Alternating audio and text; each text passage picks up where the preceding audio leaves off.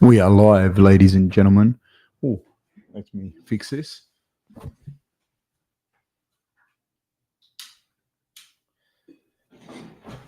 We are live for the Prochazaka versus Alex Pereira fight, which the whole event really. And I am super pumped for this, in particular for the co-main and the main. But and I was actually asked about this the other day about Diego Lopez and Saint Denis. The two fighters are not fighting each other, but they are fighting on this card. I don't know enough of them to be able to say, X, Y, and Z. But I'm very pumped to see these guys fight. I actually think Diego Lopez is someone to watch. I think Pat Sabatini is someone to watch. I think just his grappling alone, his grappling credentials is very interesting. Saint Denis is a very good fighter, man. The way he put away Thiago Moises, and Thiago Moises is not necessarily the best fighter on the planet, but he's a very good fighter in his own right. A very solid fighter, a very solid test. And I think that's going to be a very interesting fight in and of itself. And he's got a tough guy, Matt Frivola, who I think is kind of in the same vein of Thiago Moises, as in he's a very tough customer, very tough fighter.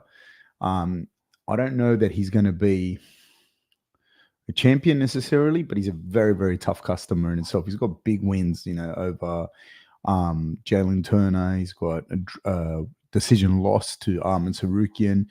He's got a win over Drew Dober with TKO. Like he's got some credentials there. So very, very interesting first couple of fights actually. Yeah, so this is going to be a very, very interesting fight. I wonder what time this plays in the US, because it started like let me just see something here, because it started at a later time. It's like a weird kind of time to start the fights. So yeah, that's going to be an interesting one. Yeah, so it's in Madison Square Garden, but yeah, just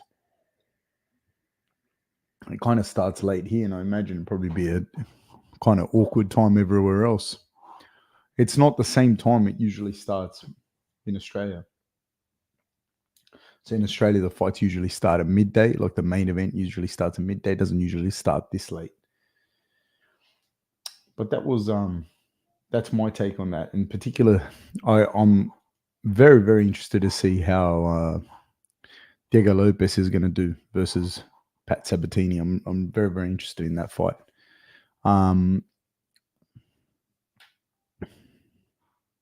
So yeah, the girls fight, Jessica Andrade versus Mackenzie Dern. I'm not sure how this fight's going to go. It's always one of those things.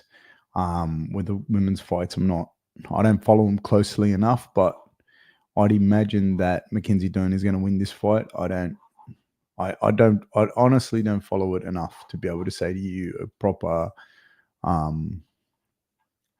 you know what I mean? Give you a proper, yes, this is what I think will happen. And that I think Mackenzie Dern's grappling is a little bit too high level for people in that division. And she's still young. She's actually younger than Andrade. And so I think that she's going to get it down to the ground and take her and eventually tap her out. It's hard as well with the girls, because if you have better grappling as well in the girls, it's going to help you a lot. You don't have the same kind of ability to knock people out as you do in the men's. That's a little bit different. Sergey Pavlovich, I think Mackenzie Dern's going to win. That's my pick on that one. And I think that, man, between Tom Aspinall and Sergey Pavlovich, I think Aspinall's quicker. Like I said this before, I think Aspinall's a little bit quicker. He's a little bit tidier with his boxing. Sergey's just a monster powerhouse. It's obvious that Sergey can win.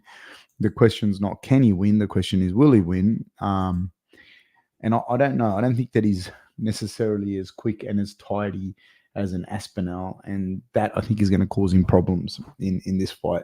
Of course, he's got the power to put anyone's lights out, but Aspinall's very tidy, very quick. He's got really good footwork at heavyweight.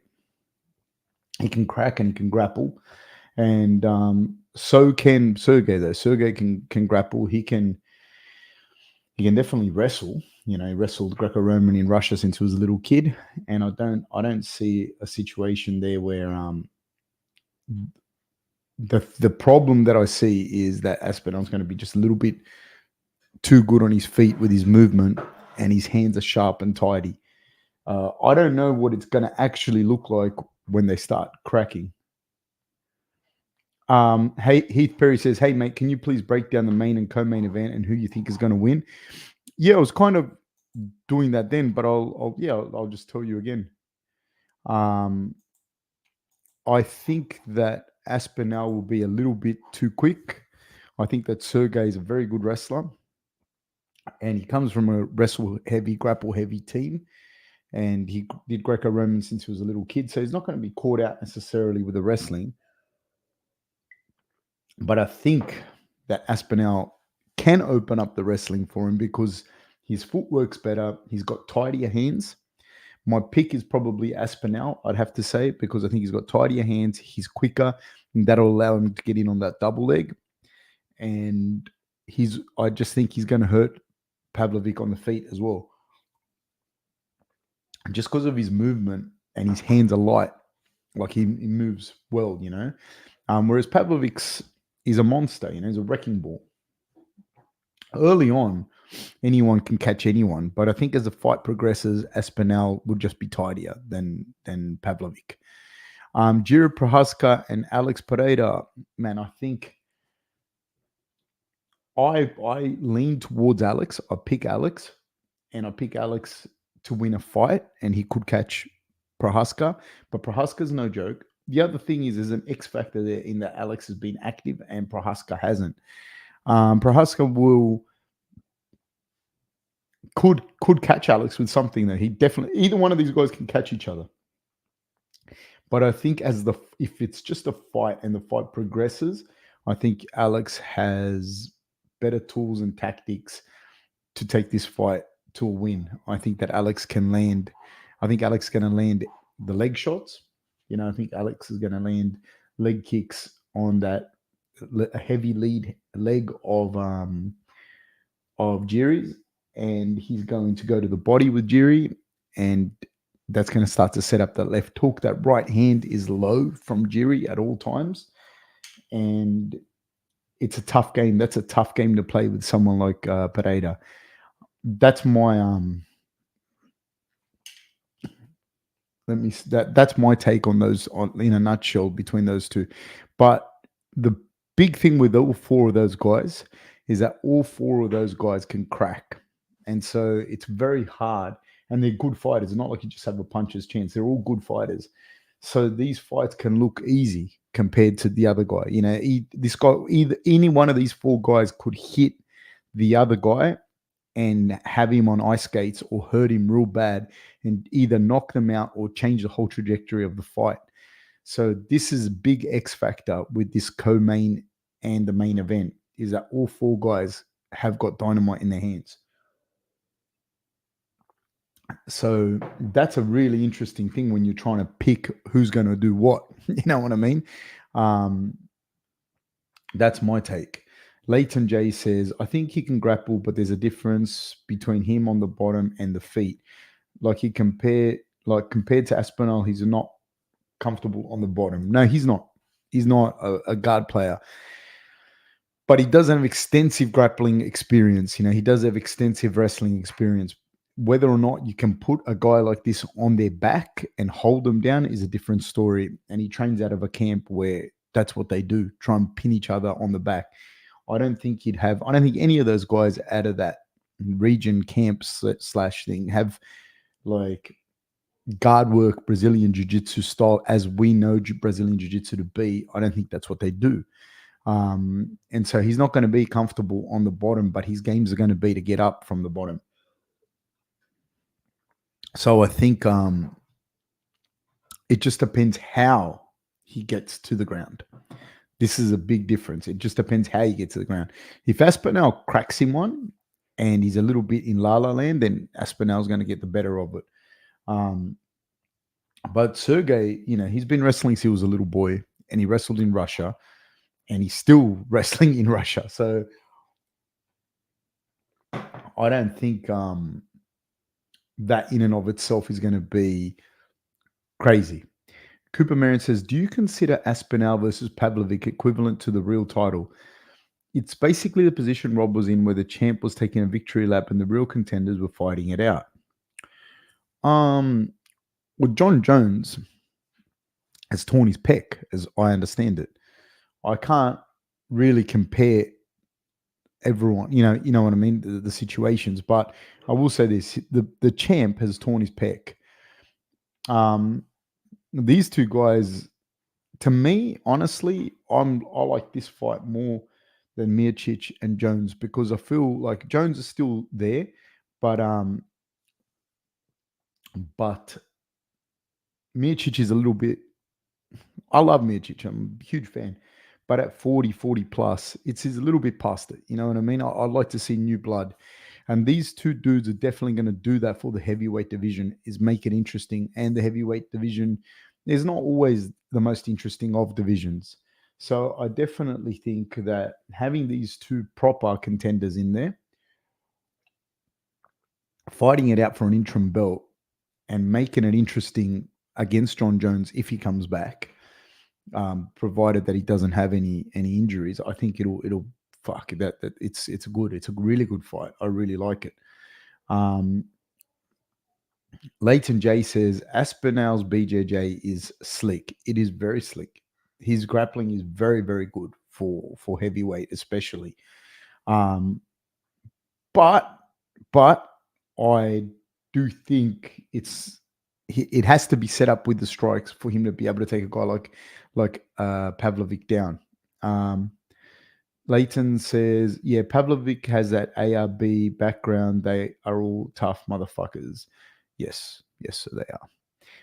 Kenny says it's time. Cooper Marion says definitely not 1-to-1 in the circumstances, but more the super fight element between two guys who are going to retire after. Yeah, I do think that. But I do feel like that fight, for it to really have drawn the way it could have drawn, should have happened 3 years ago, 4 years ago. You know what I mean? Like, for whatever the reasons. Like, you have Miocic being, 40 plus now and Jones being 36. It doesn't have the same level of excitement to me, as far as like what it would have been back in the day. Heath Perry says, out of the 4 blokes in the main and the co-main, who would you not want to fight the least? Man, fuck, wouldn't be a fight, dude. It wouldn't be a fight. It wouldn't matter. It wouldn't fucking matter. They'd dismember me. You know what I mean? It would at least want to fight. Those 4 dudes, like, they're scary dudes. And the other thing, man, they're really true. Even though Alex came out of middleweight, like I've said before, when he finished up at kickboxing, he finished up at light heavyweight. So these are all true light heavyweights, true heavyweights. These guys are giants. They're like 6'3", 6'4", 6'5", light heavyweight, and the same for these guys at heavyweight. These guys are big dudes, man. Big dudes. So no, it wouldn't matter who I fought or who I didn't fight. It would end up as a murder charge for one of them. I just feel that Miocic's best days are behind him, in my opinion, and I think that he was an incredible champion, arguably the best middleweight ever, and it's hard to say, like, compare people outside of the eras, but definitely during his era, he was a monster. He's got a win over Francis, but he is 41 years old. Do you know what I mean? And this, you can't gloss over that like it's nothing. He's 41 years old, and he's fighting a guy who's 36 years old, and at heavyweight, 36 is still an acceptable age. And by far, and I'm not going to get into the scandals and whatnot, but by far the best light heavyweight we've ever seen. You know what I mean? And he's got the no contest to Daniel Cormier for the light heavyweight. Championships performance of the night, originally a KO, head kick, and punches win for Jones, overturned and stripped of the title after he tested positive for tyrannobol metabolite. That was the fight against DC where he almost killed him with that head kick, and he's got that disqualification loss to Matt Hamill. They've continued to let him fight after he tested positive and whatnot more than once, but still, let's say we are where we are, he's still the best light heavyweight anyone's seen. So for him at 36, and he looked like a gorilla when he fought Cyril Gane, and he beat Cyril Gane handedly, for him to be fighting a 41-year-old Miocic that hasn't really been active, I can't get the same level of excitement that I would have under different circumstances. I think the last fight that Miocic had was a KO loss in 2001. So, this is 2 years ago now against Francis Ngannou. Like you can't have the same level of excitement over that.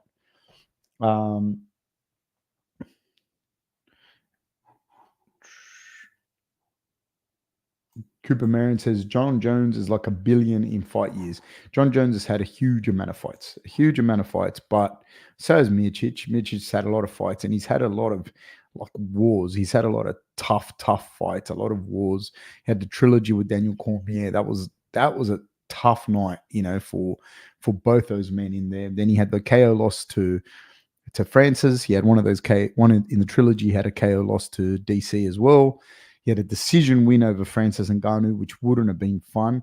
If anyone remembers a fight with Alistair Overeem, he took some shots in that one. Like he's taken some shots, you know what I mean? He's taken some real shots. A decision loss to Junior Dos Santos. I think his best days are behind him. I'm not really interested in seeing that. So now the boys are walking out. And we have Diego Lopez versus Pat Sabatini.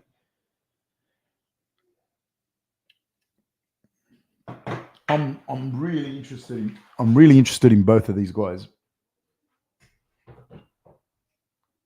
I haven't seen enough. Like I've seen them fight a lot, but like there's fighters that I can say to you, like, yeah, I know a lot about them.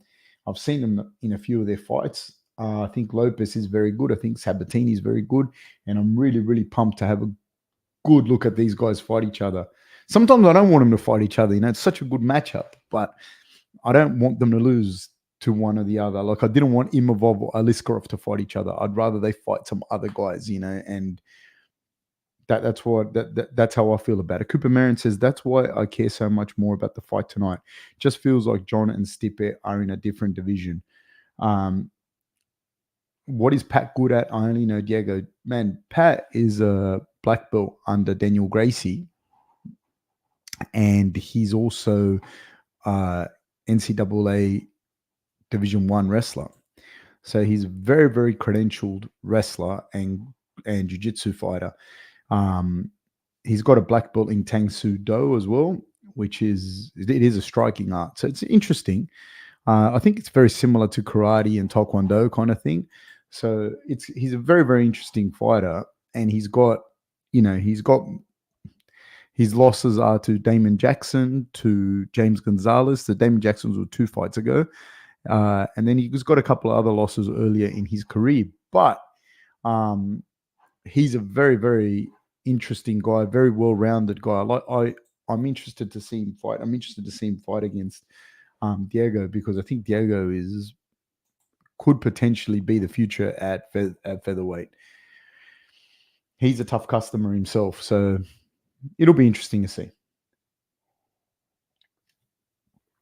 Diego Lopez is 28 years old against Pat Sabatini's 33. Diego Lopez 5'11", and Sabatini's 5'8". Both weigh the same, and a 72.5-inch reach for Diego Lopez.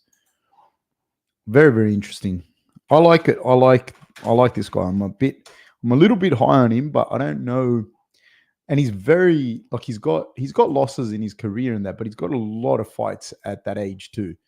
So Diego Lopez lost to Evliov, but he lost that in a decision, and he's good, man. He's lost He's got losses on there, but I think he's coming together. I think he's putting it all together. That's how I'm seeing him. He's got a win over Gavin Tucker, the triangle armbar. He's good. I saw that fight, the fight against Gavin Tucker. So he's very, very good. Saw the fight versus Evliov as well. But a decision loss to Evliov has aged quite well. Evliov hasn't been beaten. And if I'm not mistaken, I think Diego took that on short notice. So no, I think Diego gets this done. Actually, to be honest with you, I think Diego Lopez gets it done. I'm a bit high on him, to be honest. I'm a little bit high on him. I'm a bit of a fan of young Diego Lopez.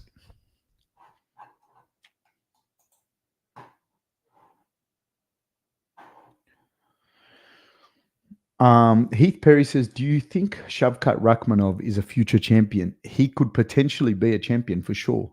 He's got all the potential. See, the thing is, man, with being a champion, it's a funny question. It's a good question too.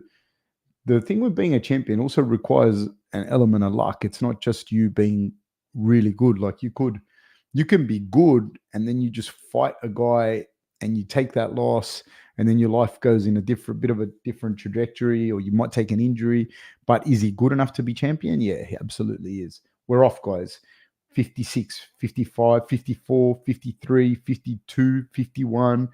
Nice. Okay, Diego Lopez staying strong in the orthodox stance. Sabatini switched to southpaw and orthodox, and then he switches back.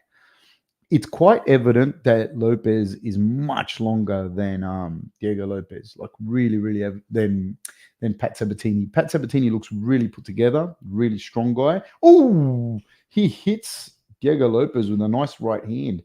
Does Pat Sabatini? Nice leg kick by Sabatini.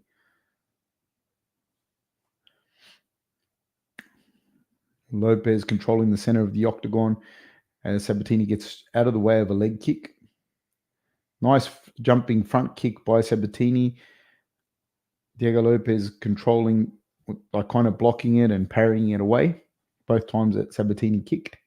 Sabatini switches back to southpaw, then back to orthodox. Level change by Diego Lopez. Both guys respecting each other's power. Nice jumping front kick by Sabatini. Sabatini in on a body lock.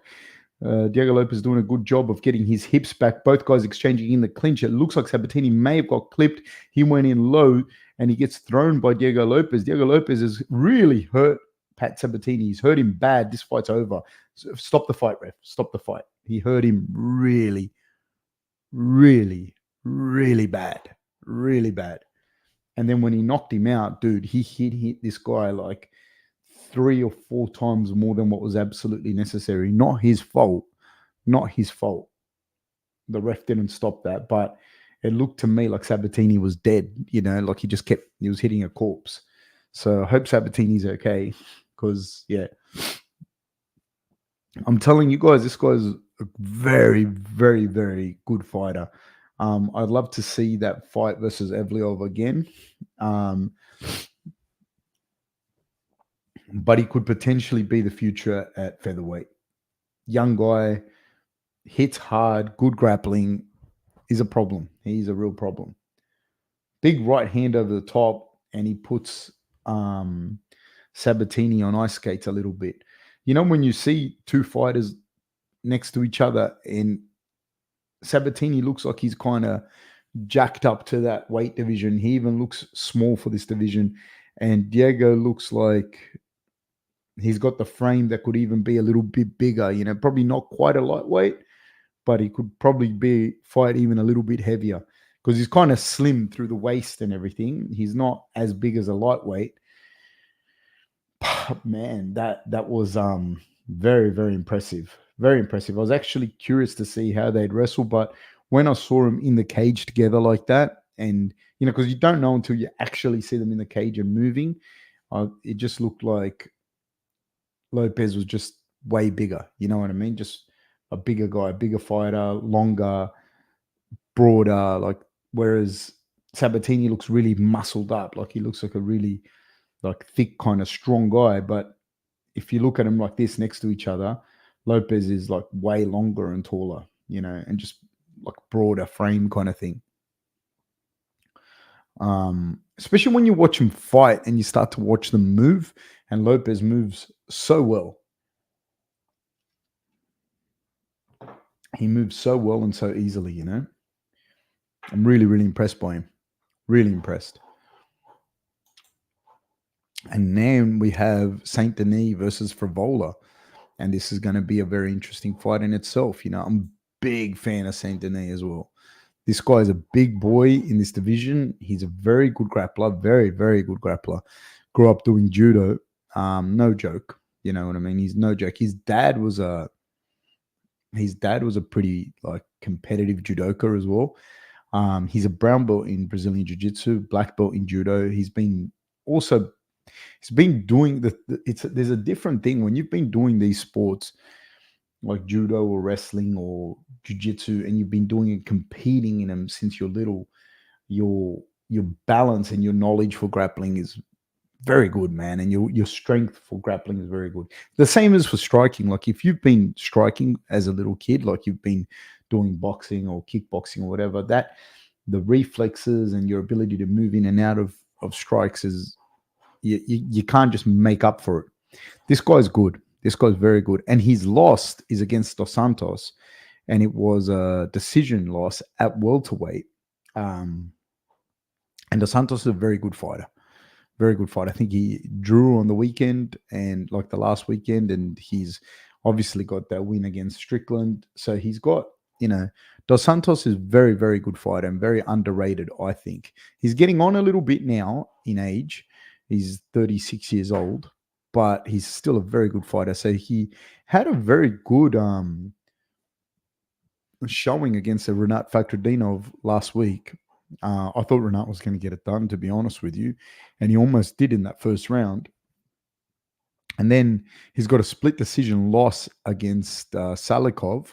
He's got a split decision win against Nurmagomedov Abu Bakar, and he's got a loss to Li Jiangling as a TKO. But then he's got wins, man, over Akhmedov. He's got wins over some really good guys, man. Strickland, obviously. So, man, that's who he lost to. That's his sole loss. And that was at welterweight. At lightweight, I think this guy can bring the pain, man. He's got some decent wins, man.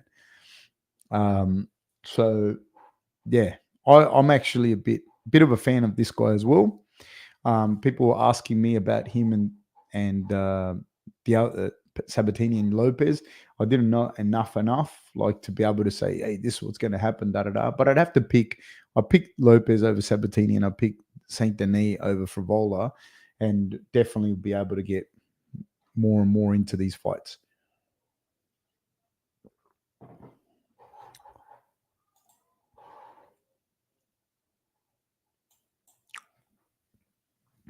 Yeah, so it'll be very, very interesting how this fight plays out. But I just don't see.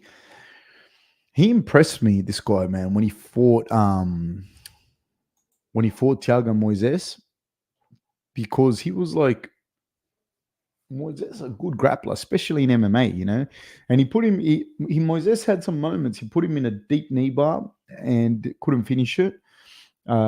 Saint Denis was able to get out of it. So it shows his knowledge and he's able to take Moises down a bunch of times. And if you see the fight with Moises versus Islam, it was Moises gave a really good account of himself against Islam, and you know how good Islam is, So it's Joel Alvarez then had the win after that, but he's very, very good, and he's very, very good grappler.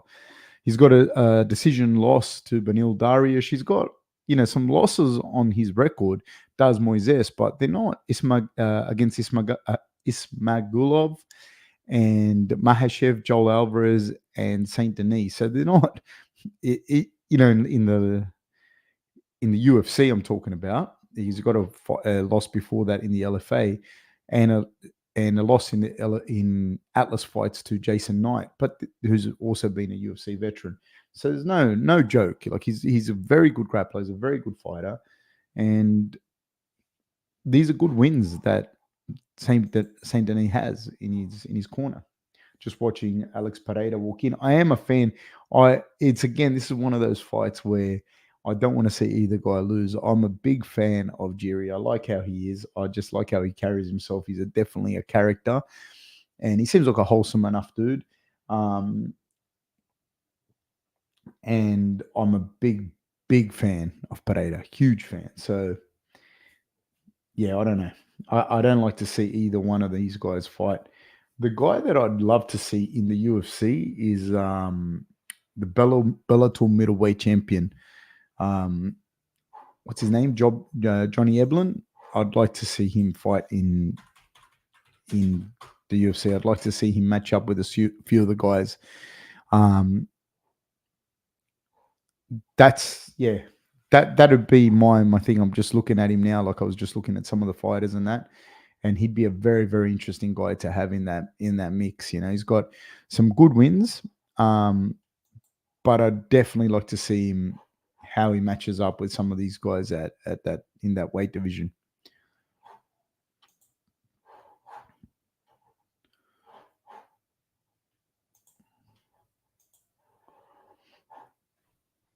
And we're waiting now for the main fight. It's just watching Saint Denis win over um, Thiago Moises. He's a big fellow. This fellow, ex paratrooper as well. Oh, Cooper Marion says I like Yaroslav from 170 in Bellator. Man, Yamasov Yaroslav is a very good fighter. He is Amasov. You're talking about, by the way, Amasov. He is Yaroslav Amasov. To put in perspective, he hasn't been beaten in Bellator, and he's a Sambo champion, combat Sambo champion, many times over. And Aliskarov has 2 wins over him. So that's a kind of company like that you're talking about. Aliskarov has 2 wins over him in combat Sambo, and Yaroslav Amasov would be a really good addition to any roster. I'd love to see him in the UFC as well. Like, I'd love to. I don't care. Like, I mean, he can stay in Bellator. Good for him. But I'm saying I would like to see him fight against some of those guys in the UFC. Someone was asking about. I just missed my mouth. Someone was asking about what I think about Shadrikov, Rachmanov, and I think some of these guys, they're relatively young as well. So I don't know if they're all going to end up at welterweight or if they're going to end up in the middleweight division. That'll be interesting as well. Like, I don't know if Rachmanov will continue at welterweight throughout his whole career or whether he'll move up in the next couple of years. I don't know.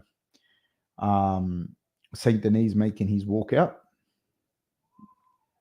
He's got Rachmanov has wins at against guys that do quite well in the one.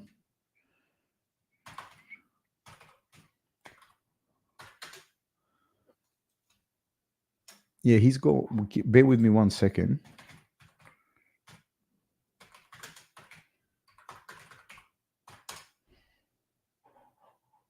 Yeah, Shavkat Rachmanov has wins over guys that do quite well in the middleweight division. Like, he's got a win over Jun Young Park, and Jun Young Park is solid. He does well in that division, and he's got a submission win over him.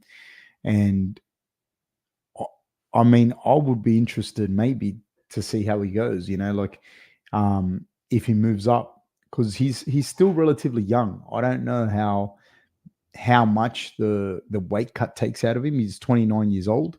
He's 6'1", so he's got a good frame. I don't know. You know, I don't know how that goes. So it's interesting to see how some of those guys are bigger welterweights, how they go throughout their career, and if they go up a weight division or not. That's in answer as well to the earlier question by Heath Perry. Do I think Shavkat Rachmanov is a future champion? I think he can be, but it's just funny. I don't know if it's going to be at welterweight or if he ends up at middleweight.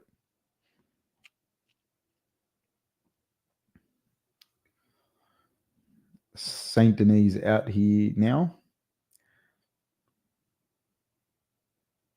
He's a big fellow, man, for lightweight. He's like when you see him and you see him next to like the referees or anything like that, and it makes me laugh, because he's yeah. Just 1 second, guys.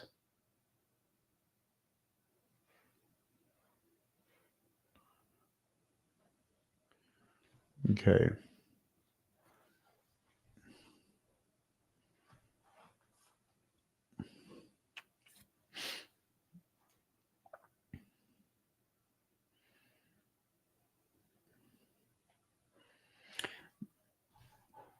Fravola's making his walk now. Again, I think it's just again, man. I think it's going to be one of those situations where not only is Benoit Saint Denis a little bit, in my opinion, a little bit more well rounded, but I think he's a little bit bigger as well. And it's only going to become evident when you see him in there. Like Fravola's 5'9" and fights at lightweight. And I think he's always been at lightweight. And this guy's like the other fellow fought competitively at the weight division above. And he's just taller, bit longer, bit bigger, and he's got the skills to go with it as well. So I think it's going to be a little bit like the situation we saw with Diego Lopez. I don't necessarily think it's going to be as big of a difference. Maybe not. I don't know. But I do think he's going to be a little bit bigger and a little bit more well-rounded. He's going to hit just – it's just going to be a little bit too much for Vola, my opinion. There's something like you see it in people's frames, like there's a musculature that you can tell. I think he just carries the weight and the size a little bit easier, does Saint Denis, than Frivola does. Frivola looks like kind of pumped the same way that Sabatini did. And it's just a different way, like that you carry your weight. He's just a bigger framed person is Saint Denis.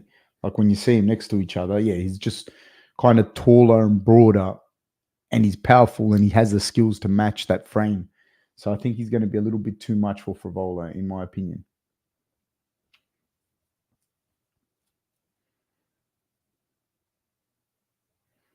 Like Frivola would certainly be powerful, but there's a difference in people that have bigger frames. There's just a different strength that they have, a different leverage that they have. And he's a young man too, Saint Denis. Like it's funny as well because like 33 is not old, but 33 you're starting to get to like you peaked and you don't know how long that peak's going to last. Is that peak going to last 1 or 2 years, or is that you're already on the decline from your peak? At 27, you're just entering that, starting to enter it. In particular for combat sports, I think like.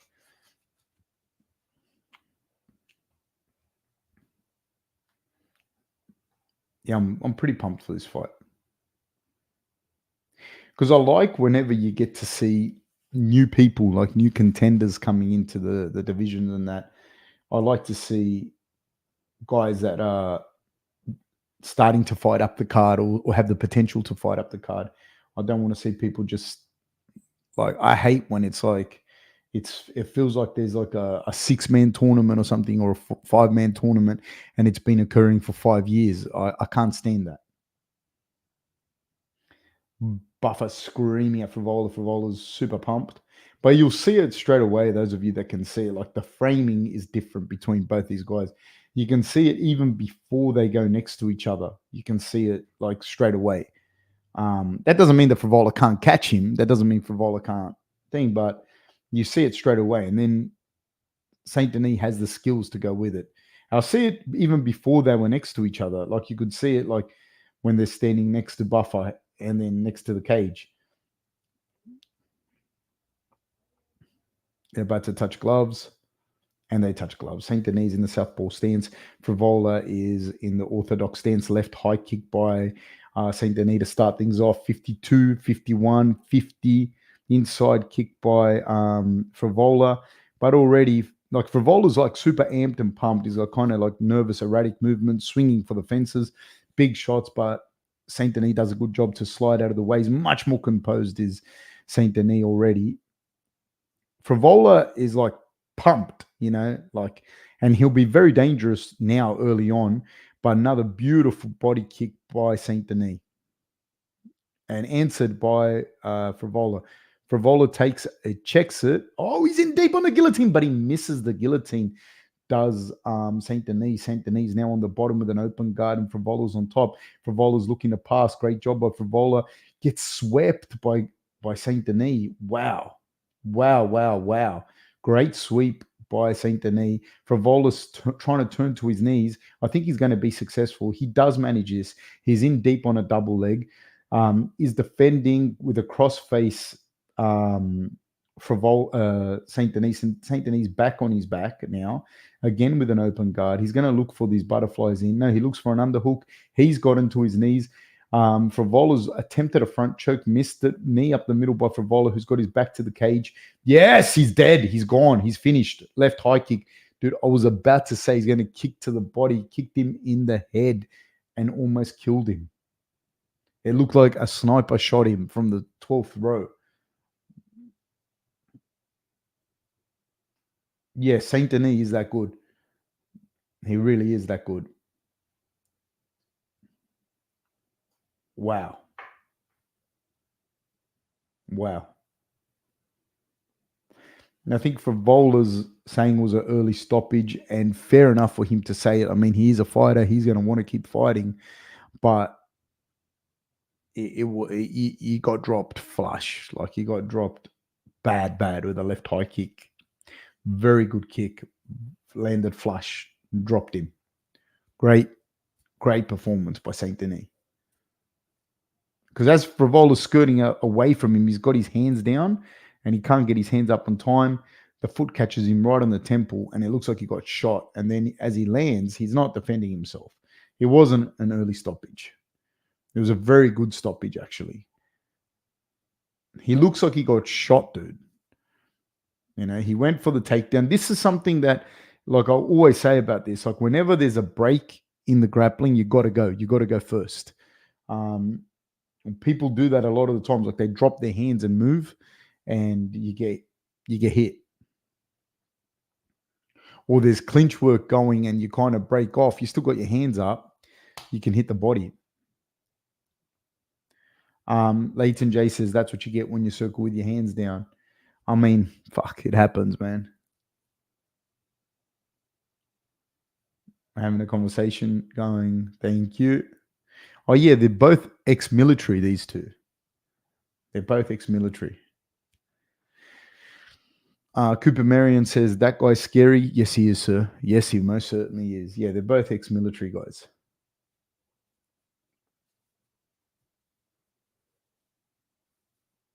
Wow. That was a good kick, man. That was a good kick. Now, this guy's very, very good. And again, this is what I mean. This is another dude that I want to see. Like, this is another guy that can definitely fight up the card and he can definitely go the whole way in this division. Will he be the champion? I don't know. But he can definitely shake the tree in that lightweight division. And I'd like to see him fight up the card. That's the same as an Imavov. That's the same as an Aliskerov in the middleweight division. Like, these are guys that can fight up the card and can definitely shake the tree. You saw that with Imavov versus Strickland. Now that you see that Strickland won the title, Strickland didn't do what he did to he beat Imavov handedly, but Imavov cut weight and then fought upper weight division, which I think did affect him, would have affected him. Like he fought at a catch weight or at light heavyweight because Sean took the fight on late notice, but Imavov had already cut the weight. I'm not saying that, full credit to Sean, but I'd like to see them run that fight back. And it's interesting, man, that it puts that loss for Imavov has aged well. So I'd like to see him fight up the card. I'd like to see him fight these guys, that are in that upper echelon, the same way that I want to see Saint Denis fight up the card. He's definitely or Lopez fight up the card. That's for sure. Kenny says, I'm sad. I was rooting for Frivola, man. Frivola's very good, but again, I didn't think he was going to beat him. Heath Perry says, what do you think of Volk versus Topuria? I think in featherweight, it's his toughest matchup, and Volk is getting longer in the tooth. Look, I'm biased. I'm always going to pick Volkanovski, but I do think that, Father Time does catch all of us, and at some point it will catch him as well. Is it going to be now? I don't know. He's a guy that, from my understanding, probably like looks after himself a fair bit, trains all the time, doesn't let himself get hugely out of shape. He fights constantly, so he's always in shape. Topuria, it's hard to say because when you're younger like that, he's only like 26, 27, your improvement between fights is bigger than the improvements for, say, Volkanovski between fights, and it's going to be interesting to see what kind of fighter we see from enter that cage as Topuria when that fight comes around, because he's not dumb. He's not dumb. He's puts new wrinkles into his fight game all the time, and he's got the power and the physicality to do it. And the physicality, I think he's got the physicality to match Volkanovski in a lot of ways, because Volkanovski is able to put at featherweight. I've never seen anyone do what Volkanovski can do at featherweight with his physicality. I've never seen someone that looks like it's a welterweight in there with those featherweights, and he just he's just so much more powerful than everybody else. And can he do that to Topuria? I don't know. Can he impose his physicality on Topuria in the same way? I don't know. Can he exchange these leg kicks and these punches with Topuria? I would definitely favor Volkanovski in that. I think his vocabulary of strikes is much better than Topuria's, but I don't know what Topuria is going to look like once he gets in there. Because if he starts, it's not so much a checking kicks, but if he starts to kick Alex too, then Alex can't kick him as much. And then if he can start to land some shots on Alex, I don't know what that's going to look like. I pick Alex. Always going to pick Alex anyways. But yeah, that's going to be interesting. It's going to be a very interesting fight. I'll be back in a second.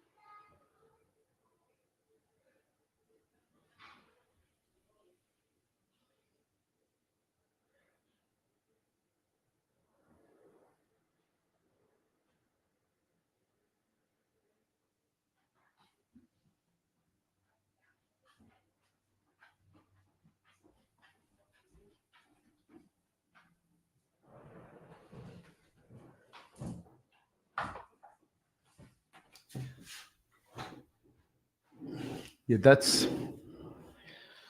how I see it. I think Topuria is a very, very tough guy to. They're all tough, but Topuria is similar to Volkanovski as well in build, and I don't know. I've never grappled with him or moved around with him, but I have mucked around with Alex, and Alex is. And I know people that have wrestled and fought Alex, and I remember him as a little kid going to grappling matches and like wrestling tournaments and that. And he's always been a very, very, very physically strong guy. And I imagine Topuria would be a version of that as well. So that's going to be interesting to see how that matchup occurs. Then we have I'm looking forward to watching Leon Edwards versus Covington as well. Leighton says, controversial, but I think Leon starches Colby. I think that Leon beats him. Yeah, I don't know if he starches him or not. I don't know. Like I said before, I think he's going to cut Colby, and that's going to make Colby hesitant to pressure Leon in the way that he does, like kind of like with impunity. Don't necessarily think he's going to stop the fight with cuts, but Leon cuts a lot of people, and he does that really well. He sneaks that left elbow in, and he does a great job of cutting people. And so I do think he's going to do that to Colby at some point, especially because Colby's going to try and grapple him. You know what I mean? He's going to be in his face trying to grapple him, and I think he's just going to cut him, and that's going to change the momentum of the fight. Kenny says Andrade Dern above Frivola BSD is ludicrous. I don't. SG says greetings, Fab. Right back at you, sir. How are you? Yeah, that's his little elbow that he throws, and he's got. I'm talking about Leon here. That elbow that he throws, the way that he throws it with little to no tell, and he's a long guy that can generate really good power in short distances, and that's a big problem, dude, because he hits you when you're out far away from him, and when you're up close, man, he'll hurt you, he'll cut you, and he'll hurt you. He's got good knees, good elbows, and he's a very, very, very underrated grappler. He's a very good grappler, man. He's put it on some good grapplers, man, like Gunnar Nelson. Like he's done a good job.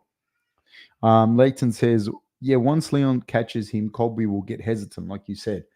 I think so, because especially what Leon does, the way Leon does things, he'll cut you like with that elbow. He puts that elbow right in your face and cuts you. And it's hard, man. You can't just keep coming forward when you're getting hit like that, when you like feel those shots. SG says Colby has been getting dropped in his past few fights. Yeah. Kenny says, what are the chances Andrade sleeps Dern? Honestly, like when we look at the stats, I look at these stats with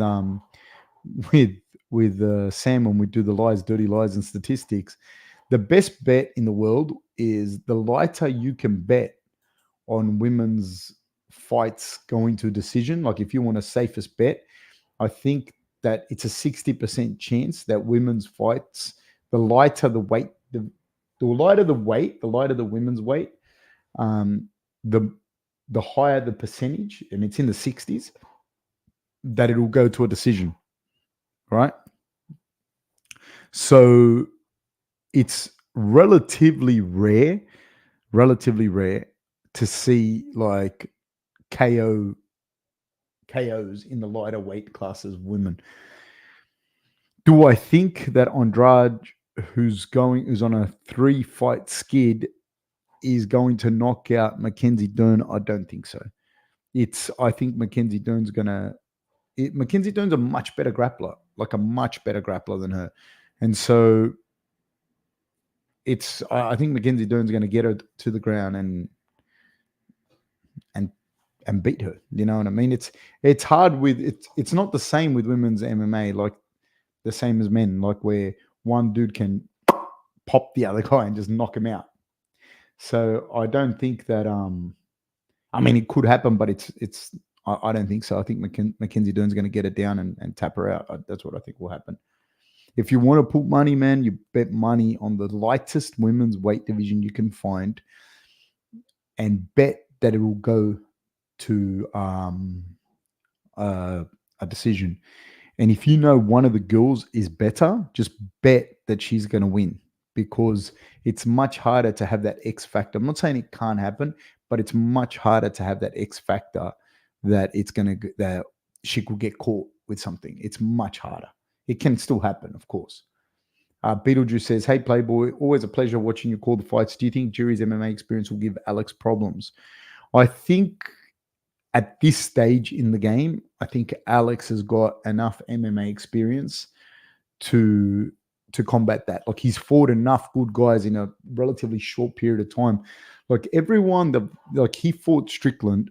Take the first two guys for his UFC debut, right? You take those two out. Bruno Silva was no joke, especially back then. Bruno Silva's never been the same after the Alex fight. Alex bashed that man, you know. But take those two fights out. Strickland, champion. He's a current champion. And Pereira slept him. Israel, arguably the best middleweight you've ever seen. Can say Anderson, maybe. You know what I mean? You could debate that. Knocked him out.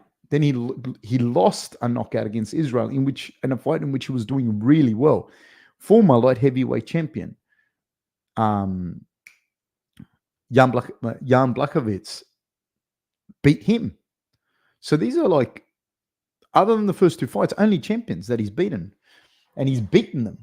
You know, so it's his route has definitely been expedited. But then you got to understand he has fought the who's who of kickboxing. Like the who's fought Israel twice in kickboxing. He's fought everyone, man, in kickboxing. So I think that he has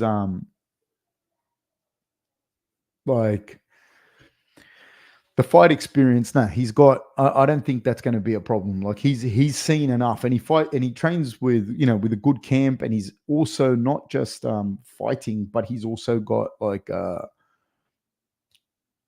he's in the corner with Glover. He's working with Glover all the time, helping to coach Glover.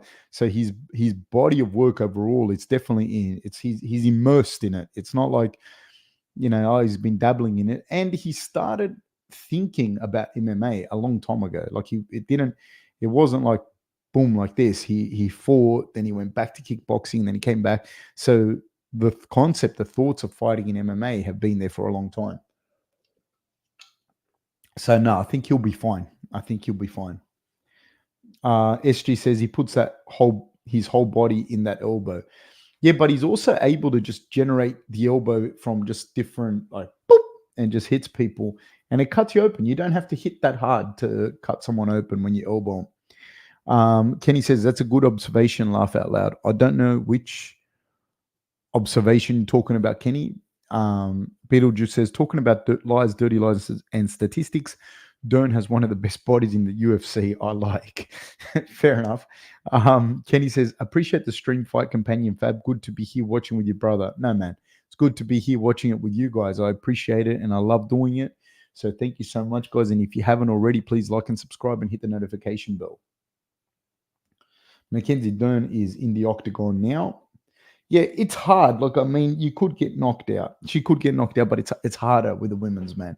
It's much harder. It's a lot of the times, and people say it's sexist, but it's not. I just see like, and I don't know if it was Serena or Venus Williams. One of the Williams sisters said this, like, and like it's almost a different sport. Like women's tennis to men's tennis it's almost a different sport. Like it's not taking anything away from the girls. It's just that it's a different sport. There's different things that are more important, for these sports. And in fighting, it's almost a different sport. The way women move is completely different to the way men move. For example, like a man that's flexible, that has really good flexibility, will do really well in it, because like most of the men are strong. So if you're a strong guy, you have to be super strong as a man to really be like, you have to be like a Volkanovski or an Ngannou or something to be like really stand out, and that obviously is a massive weapon. But in general, if you can move and you have that flexibility, like if you had the flexibility of some of the girls, you just fucking, the positions you could get your legs in, the positions you could get your upper body in, the submissions you'd be able to get out of matter a lot. But with the girls, like they have that. And so the girls that are physically strong, it's fucking through the roof. But then when you have a girl that's actually done a combat sport from when she's a little girl and competed at a high level, there just aren't the same number of women competing in MMA. So it's hard to stop like a Ronda Rousey until it was hard to stop her, even though there was massive holes in her game with her striking. It's going to be hard to stop a Mackenzie Dern unless you have some very big physical advantages over her, or you have your grappling ability and you're able to crack hard. If not, it's just too big of a difference, man. There just aren't, like, it's not like in men's fighting, say in the lightweight division, where you might have 3 or 4 guys that, are combat sambos, um, masters of sport. You have guys that are legitimate jiu-jitsu black belts that have medaled at mundials, and you have a bunch of guys that are NCAA All-Americans, or guys that have had 30 kickboxing fights, 40 kickboxing fights. You have a lot of these guys in each division. You just don't have that in women's MMA. And then the way that people move, it's a different sport. And I think women, not I think, women peak earlier than men physically. And so unless you've been a little girl and you've been doing it your whole life and that's what you wanted to do, it's going to be hard, man. It's going to be hard. And I think that's why I picked Dern. I just think that there's a skill gap differential, and she's also a bit younger, and she's legit good high level grappler. If Andrade catches it with something, all right. But I just don't think she will. I just don't think she will.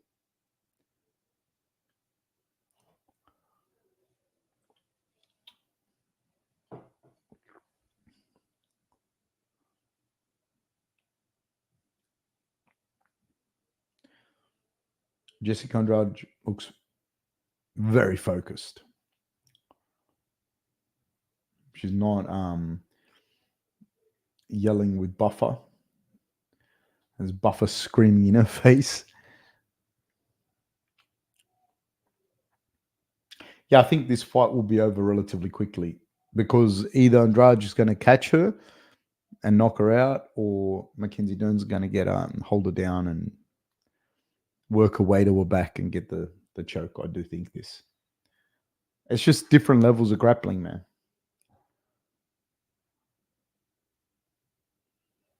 And we're about to start.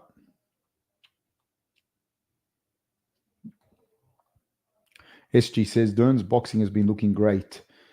56, 55, 54, 53, 52, 51. Both girls in the orthodox stance. Mackenzie Dern showing some good leg kicks to begin and a nice jab. Nice jab again by Mackenzie Dern. Nice feint by Mackenzie Dern. And she's getting Jessica Andrade to show the parry with the right hand. She's doing a good job of this. She's feinting and then jabbing. She's looking really good with that jab, man. Really, really good.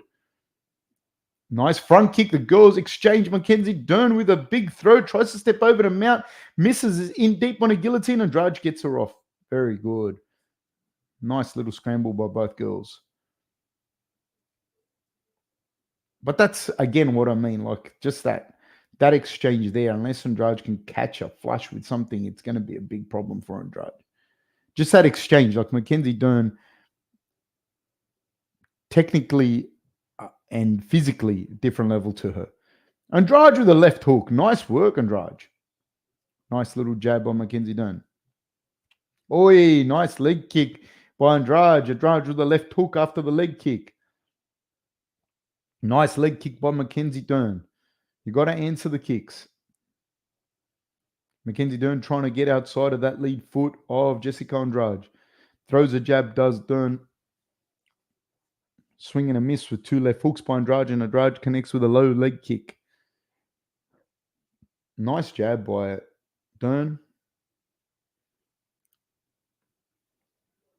Oh, inside leg kick by Mackenzie Dern. Leg kick lands by Andrade.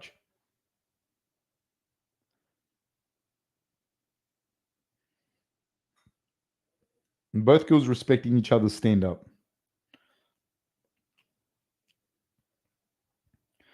One of the things, Dern's boxing has definitely improved, but what happens with that as well, it turns her lead foot in and leaves her vulnerable for these leg kicks. And Andrade has done a really good job of doing her homework and throwing these leg kicks at the leg of Dern. Oh, Dern, guys, looking for big shots. It goes big shots, man. Big shots by both girls. Andrade just had really good success with those leg kicks, man.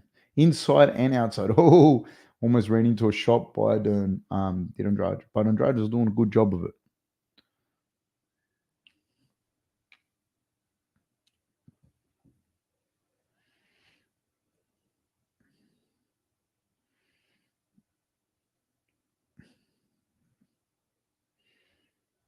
Oh, nice front kick up the middle by Dern. Both girls swing punches. There's another good leg kick by Andrade. You can't take too many of them, man. And it's landing just above the knee. Nice inside kick. She's butchering that lead leg. Oh, big shots landed by Dern. Dern in on a double leg. Andrade moving backwards. I don't know if Dern's going to push her into the cage. She should. She should. She's got double overhooks. Andrade with the knee up the middle. Tie clinch by Andrade. Not by Andrade, by Dern. She's got to be careful of that left hook from Andrade. Man, these leg kicks are landing so well by Andrade. I did not factor this to this extent. You know what I mean? This is very, very good showing by Jessica Andrade. That left leg is turned so much, from a boxing perspective that it's really, really, really like there to be kicked. Oi! And it's fucked now. She's wobbling bad. She's wobbling bad on that leg. And I don't think she's going to have it in her to be able to shoot. This is interesting. She goes swinging a miss, doesn't drudge.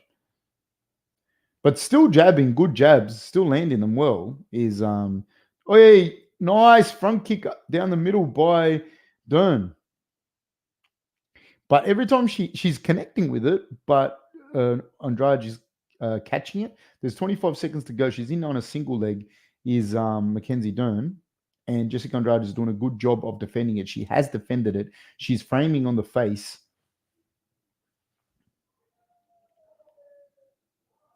She's trying to walk her down. Lands a little front kick, does Mackenzie Dern. Oh! She drops Mackenzie Dern with the right hand. Does Jessica Andrade 2-1. And that, ladies and gentlemen, is the wrap. Kenny, yes, she most certainly is feeling the leg kicks. Yes, she is. I picked Dern. I did pick Dern. In fairness, I'm going to say I don't follow them too closely. I picked Dern. I didn't think that I didn't factor in that Andrade was going to be able to kick her legs with impunity. That's honestly, I didn't think that.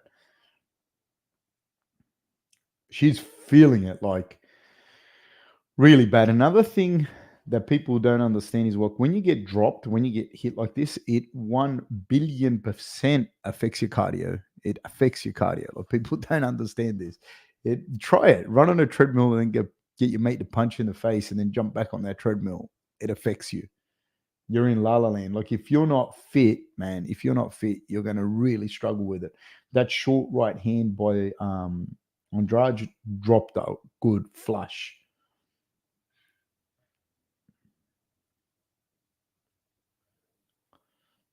Now it's going to be a problem for her. Like, because you can see Andrade inching outside the lead leg to throw it. You can see her doing it. Nice exchanges there by both girls. Like Dern throws these nice straight punches down the middle too, though. Don't underestimate them. Nice jab to the body by Dern. Inside leg kick by Andrade. Switches to southpaw, does Mackenzie Dern. So she switches back to orthodox. Nice jab by Dern. She goes looking for a right hand, but Andrade managed to slip out of the way. I'll give the first round to Andrade, by the way, especially after she dropped her.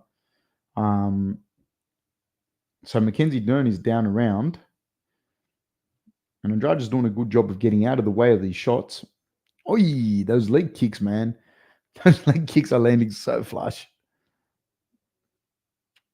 SG says, what are your thoughts on Andrade's footwork? She's pivoting on that lead leg and countering, doing well. Yeah, she's doing a great job. Like I said earlier, you can see her clearly inching outside of that lead leg to throw the kick. Like you can see it clearly. Like she's doing it all the time. She's throwing that right hand, and now Dern is moving her chin up high to get out of the way. And Dern, it's weird. It's funny. Like you see it, when you don't have. I was talking to a guy earlier today. Oh, she's landing the shots. She's landing the shots a little bit there. Was Dern. I was just talking to one of the boys earlier. A nice jab lands by Dern. Like when you don't have the fundamentals in striking, you can see it. You look tidy for a little while. Then once you start to get hit, like it starts to be all over the place. And Dern, you can start to see she's starting to lose her composure. She's not as tidy as anymore as she was at the start when she wasn't hurt. Once you start getting hurt, man, striking is different. But she's still doing a good job. Hey, nice leg kick by Andrade. Oh, she drops her. She drops her with a short left hook, does Andrade. And calls her up. Calls her up to stand up. Again, Mackenzie Dern is not. Oh, Mackenzie Dern's in a lot of trouble. She's in so much trouble. So much trouble. Big shots. Big shots. Yeah, her legs, she's got nothing on there to stand up. Nice little jab lands by Dern. She lands a good right hand on Dern. Oh! Andrade drops her again. Andrade drops her again. She walks away. Good. Well done by Andrade. Just calls her up, tells her to stand up. I don't know how much is on these shots because some of the shots that Dern landed, I thought landed better. Nice left hand. But I think her legs are rubber, man. Oh! Drops her again. That's the fight. That's the third time she's been dropped. Somebody asked me, do I think Andrade is going to knock her out? And I said, no, I didn't think so. But fuck, she did. She did. I did say it wouldn't last. It wouldn't go either. She's going to crack her or the other one was going to submit her. But I didn't see the fight going like this. That was really good. That was a really, really good by Andrade. Like, really good. Like, she recognized that lead leg. It's obviously been a thing that she's seen in the fight because it's very boxing heavy orientated, like the way that she's got her lead leg facing in, and she just absolutely 1 billion% capitalized on it. Great job. Right hand, boom, there's a left hook, dropped her 3 times. SG says so far all finishes and the next 2 fights are going to be fireworks. My streams lagged at KOTT. Man, she cracked her 3 times, like dropped her bad. Jesus, man. Like the last one she dropped her was bad. The last one she dropped her was like she was like upside down, inverted guard, knocked out. Like not asleep, but dropped her. I did not pick Andrade to win this fight. I just didn't. I thought Mackenzie Dern would get it done, but good for Jessica Andrade. Good. These next two fights, mate, crazy. It's been a good card thus far. Yeah, I can only do the main card just because of family and kids and the rest of it. But no, definitely it's been a fantastic card. Let's start. I'll be back in a sec.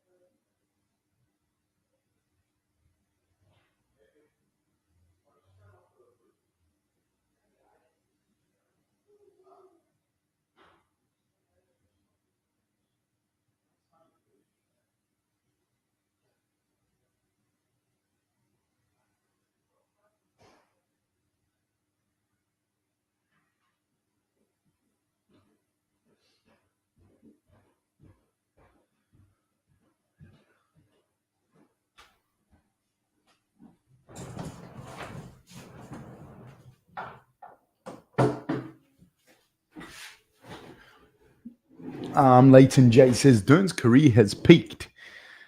Kenny says Dern was trying to put on a show and brawl. I don't think so. Even if she said that, I don't know. I still don't believe it. I just don't think she could get her down and hold her down.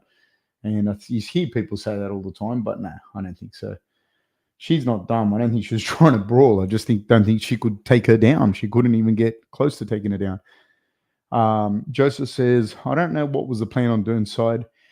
I mean, Andrade can stand and bang all day. Not a good game plan to test it. I don't think that was a game plan, dude. People say stuff like that, but I don't think so. If she could have got her down, she would have. And she couldn't. And that's that. Yeah, Joseph says, good on Andrade for not jumping in Dern's guard and standing her up. Yeah, 100%, dude. The big thing was just the way that she had the discipline to just pick that thing with the legs, get outside that lead leg, and then just fire that right leg kick. But what she was doing as well, which was really interesting, was if she saw Dern kind of adjust and start to rotate her leg externally, she'd then do inside leg kicks. So that was interesting. SG says, Fab, what are the days and weeks after the fight like for a fighter, e.g. leg kick damage, etc.? It depends, man, because another thing, the physical damage like that you see is one thing, but I don't think that people understand, like you've taken your body, like your endocrine system, to like full on fight or flight, like the most fight or flight you can take it, you know? So you need to have a time to be able to recover from that.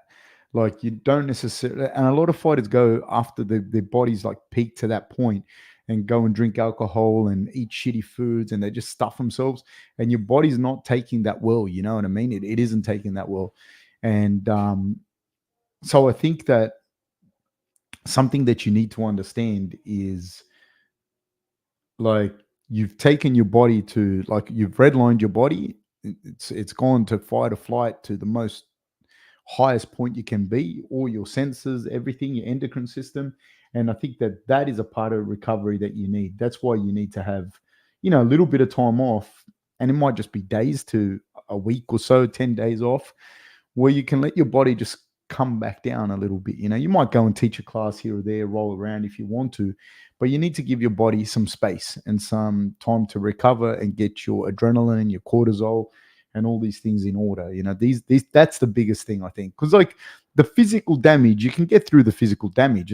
That's not depending on how bad it is. You just go according to the protocols, but it's your other stuff like that made your body redline. Michael Kavitia says, do BJJ artists like Dern and Kron Gracie dismiss wrestling training, or is it just hard for them to make up the gap in takedown skill? I don't know, because you got to understand, if you come from like, and I'm not shitting on jiu-jitsu, but jiu-jitsu is a sport. It's a game. And the same as wrestling, the same as judo. So you can have judoka that are fantastic at judo, and then you put them in to wrestle someone and they're not that good, or they can't apply their judo in MMA or even in a grappling context, because a lot of judo is the grips when you're standing. Some guys, they kind of wrestle in a jacket. That's a style. The Georgians tend to do that a lot. The Japanese, it's very much the grips, and they start to like kind of run with you a little bit and then they throw you. The Mongolians, again, they're more like jacket wrestlers. And so it depends on your style, and it depends on your style of jiu-jitsu. If your style of jiu-jitsu has been to pull guard, and I'm not criticizing, I'm just saying, if your style of jiu-jitsu has been to pull guard for an eternity, and that's what you do, and you know, you get so good at it that you're tapping some of the best guys on the planet off your back, then that's what you're going to do. Then when you try and transfer over to MMA, unless you make a very, very, very, very concerned effort to do that, it's hard, man. It's hard. Or you get your boxing so good that people have to take you down or something like this. You know, it's very hard, man. It's not that easy to change also like how you are just as a person, because you obviously gravitated to this particular style of combat sports from when you're a little kid for a reason, you know. So it it's not that easy. It isn't that easy. Aussie Man Cards and Collectibles says, "Hey mate, who have you got for the main event?" Honestly, the Jiri versus Pereira fight is a pick'em, in my opinion. Both fights kind of are, in my opinion, because the reason I say this is because of the four guys, all four guys have power, proper shut your lights off power. And so that makes betting on them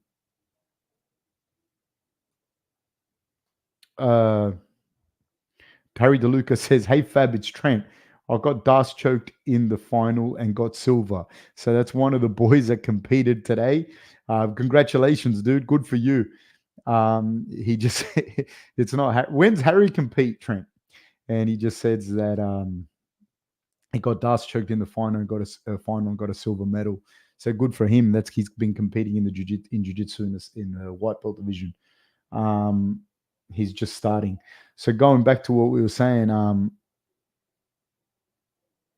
yeah, all four of these guys have like proper knockout power, and that changes the game massively.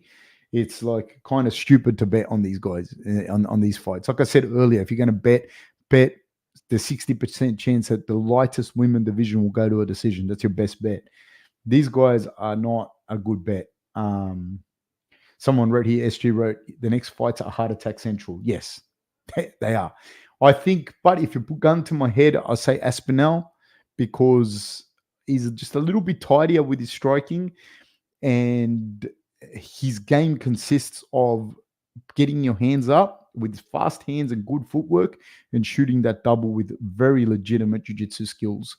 So I kind of go with him, but that isn't to say that Pavlovich can't knock your head off. And then I think in the main event, Jiri versus Pereira, I'll pick Pereira unless Jiri just catches him with something, because I think that as the fight progresses, Pereira can kick that lead leg and he can land that left hook, because Jiri does tend to fight with that right hand down, and he does get countered. So both these guys are going to back each other to back themselves to be able to take a shot and give theirs back. And I think that Pereira will get it done. But dude, these two fights, they're not fights to pick, man. Anyone can catch anyone on any given day, and these guys are the guys that catch you. My internet is stopping, and then SG says, I've heard on some podcasts that getting rocked in a fight makes fighters sensitive to bright light for a few days. If you get knocked out, yeah, if you get concussed, not knocked out, if you get concussed. So if you get rocked in a fight, you'll be concussed. You'll be concussed. That's a different level above that as well. That's your neural system. It has to recover and that. So Harry DeLuca, so it's still Trent as Harry DeLuca. Harry just won his first match. So that's good to hear. How did he win his first match, Trent? SG says the next fights are heart attack central. They most certainly are. Kenny says, I'm nervous. Yes, sir. Kenny says, Fab, can you read the clock when it starts? I think you're like 20 seconds ahead of me. I will. And I'm sorry that I'm 20 seconds ahead. SG says, I think if Aspinall gets a takedown, he's going right into mount. Again, I don't know if that would happen like that, because Pavlovich has got an extensive wrestling background. He started doing Greco-Roman as a little boy. He can wrestle, and he's in a wrestle-heavy gym. So I don't think Pavlovich is a threat off his back, like with triangles and arm bars and stuff like that. I just don't know if he's going to be able to hold Pavlovich down as like that. Like, you know what I mean? Who knows? Joseph says, but it depends how. Like, if he hits him with the right hand and blasts a double leg and Pavlovich has to go like, fuck, where am I? He's going to be in trouble. But having said that, if Pavlovich hits him with a sledgehammer and drops him, it's going to be all Pavlovich on the ground as well. Joseph says, Coach, what do you think of Saint Denis versus Dustin Poirier matchup? Like, you'd have to lean towards Poirier, right?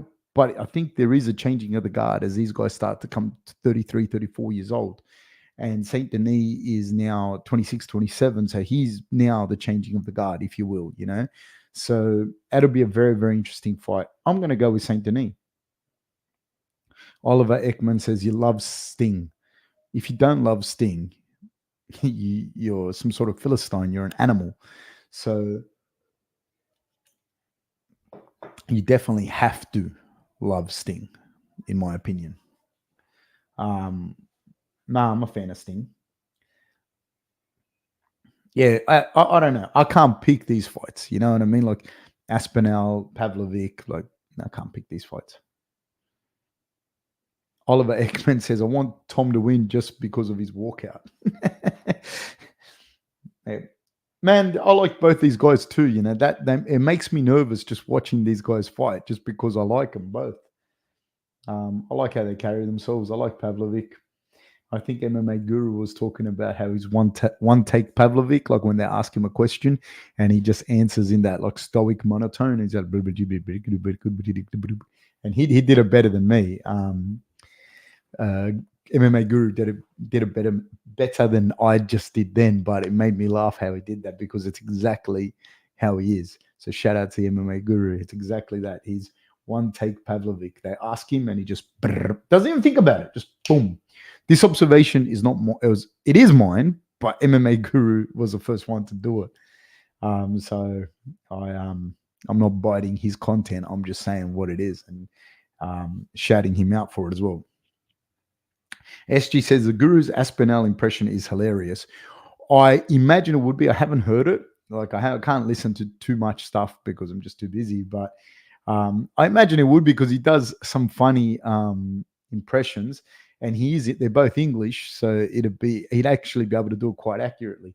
Like I said before, like the Australian accents that he does, like if you're Australian, it's funny. It's even funnier because they're kind of not accurate, you know, like when you kind of hearing like the regional accents in that, it's not exactly right, but it's funny listening to him try and do it. Even he's done my voice a few times and it makes me laugh because I don't sound like that, you know what I mean? But it's funny to me that he hears me like that, you know. And it's very flattering too, so it's cool. Joseph says praying for no nut shots or eye pokes for the main co-main. 100%, mate. 100%. Oliver Ekman says his impressions are all hilarious. Yeah, they're good. They're good. They're real good. Here comes Pavlovic. And Pavlovic's just walking out like, you know, he misplaced some glasses or something and he's kind of a little bit just bothered by it. You know, he's not really, like he knows he'd get through the day without the glasses, but he'd prefer to have them. That's the kind of look that he has. Oliver Ekman says there's been a problem tonight at Joseph. No, it hasn't been a problem tonight per se in the main card, but you don't want these fights to end like that. Michael Kavitya says Pavlovic was asked about who he fights next, and he said, "You can't split the pelt of a bear you haven't killed yet." I heard him say that, and I loved it. I loved how he says that, like just the saying, you know, because most people have never even considered killing a bear, and he just says, "We don't divide the bear before we kill it." James Lee says there's a changing of the guard at every weight class, maybe aside from 185 or 145. Well, no, at 185, there's definitely been a changing of the guard. You know, there's definitely been a changing of the guard. And there will continue to be, for sure. Just simply because, like, Sean's already beaten Israel. He's a few years younger than Israel. He's holding the belt at Israel. Now he's fighting Dricus. Dricus is 29 years old. This changing of the guard is occurring, for sure. And, like, there are still, like, Rob, Israel, they can win the belt back for sure, you know, but there's obviously been new blood in that division. And there's new blood coming. Oliver Ekman says his Yol impression, especially, I haven't heard that one. Joseph says it could be, okay, Pavlovic is pure Russian mob vibes from Joseph. Oliver Ekman says, gotcha. And King Carrot says, let's go Aspinall. Show us the confidence in that knee. James Lee says they're still all around the same age, aren't they? 28 to 32. Who are we talking about, James Lee? Who are we talking about? In who, like, you talking about 185? 185, dude, like end of this year, now in like a month, a bit over a month, Rob will be 33. Israel's like 34. And so the changing of the guard is the young guys that are coming through. And I do believe it'll be that Aliskarov, that Sean is a bit younger at 31. Aliskarov, Imavov, those kind of guys. And the changing guard is not just in the age, it's just in new people, the new blood. Drikas is 29. Like, he's a little bit younger. Like, when you get to that 34, 35, 29, it starts to, there's a difference here in that 5 years plus. And it depends where. Like, 3 years is not a big difference between 33 and 30, you know, but it is a big difference if I'm 33 and you're 36, 37. It's a big difference, you know. So you're going to definitely see that play out over the next year or so, for sure. Over the next year and a half, for sure. Aussie Man says, Fab, I think your kids are punching on again. Man, they are. They are. Oh, they're sick, dude. Two girls are sick. The one's going to be 4 next week, and the other one's going to be 2 next month. And they're not feeling well. They're sick, and yeah. So they're not doing the best. It's just they got fevers and the rest of it. I can hear my daughter screaming at the top of her lungs. I went downstairs earlier because I could hear her. And the little one is still asleep. And if we don't wake her up soon, it's going to be a problem because she's going to be like full of beans tonight, mate. Full of beans. The one thing with my kids is they don't slow down. Like, they've got like bundles and bundles of energy. Give me 1 second, guys.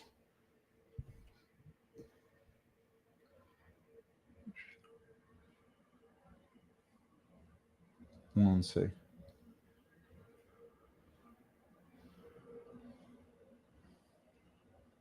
I want to tell this guy to let me know on the stream because I can't follow who's winning without otherwise, because I'm watching the fights. It's funny. I don't even know these guys, and you get nervous. Just big hugging from each other. I like this, man. Like, I'm a fan of guys that it's sportsmanship. You know what I mean? And I honestly feel like a lot of times when the guys like each other, like they like each other, and there's like a mutual respect, you see a more free flowing fight. You know, you see a more free flowing fight because it's not like they're going to hold back.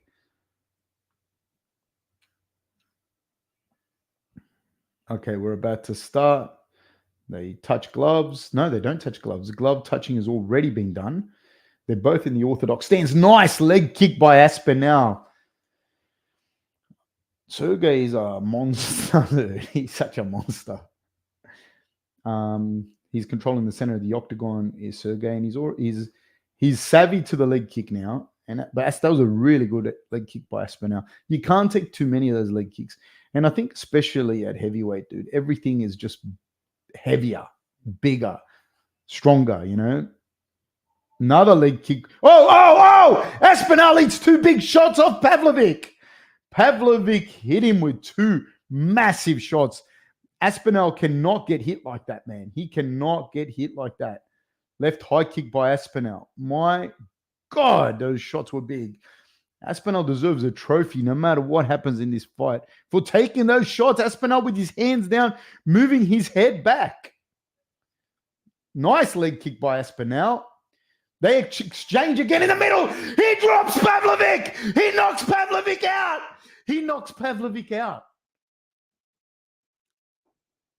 I did say the fast hands, mate. The fast hands in this division is huge. He knocked Pavlovic out.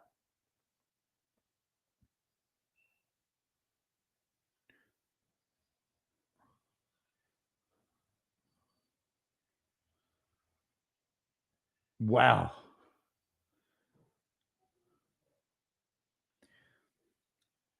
Wow. Wow.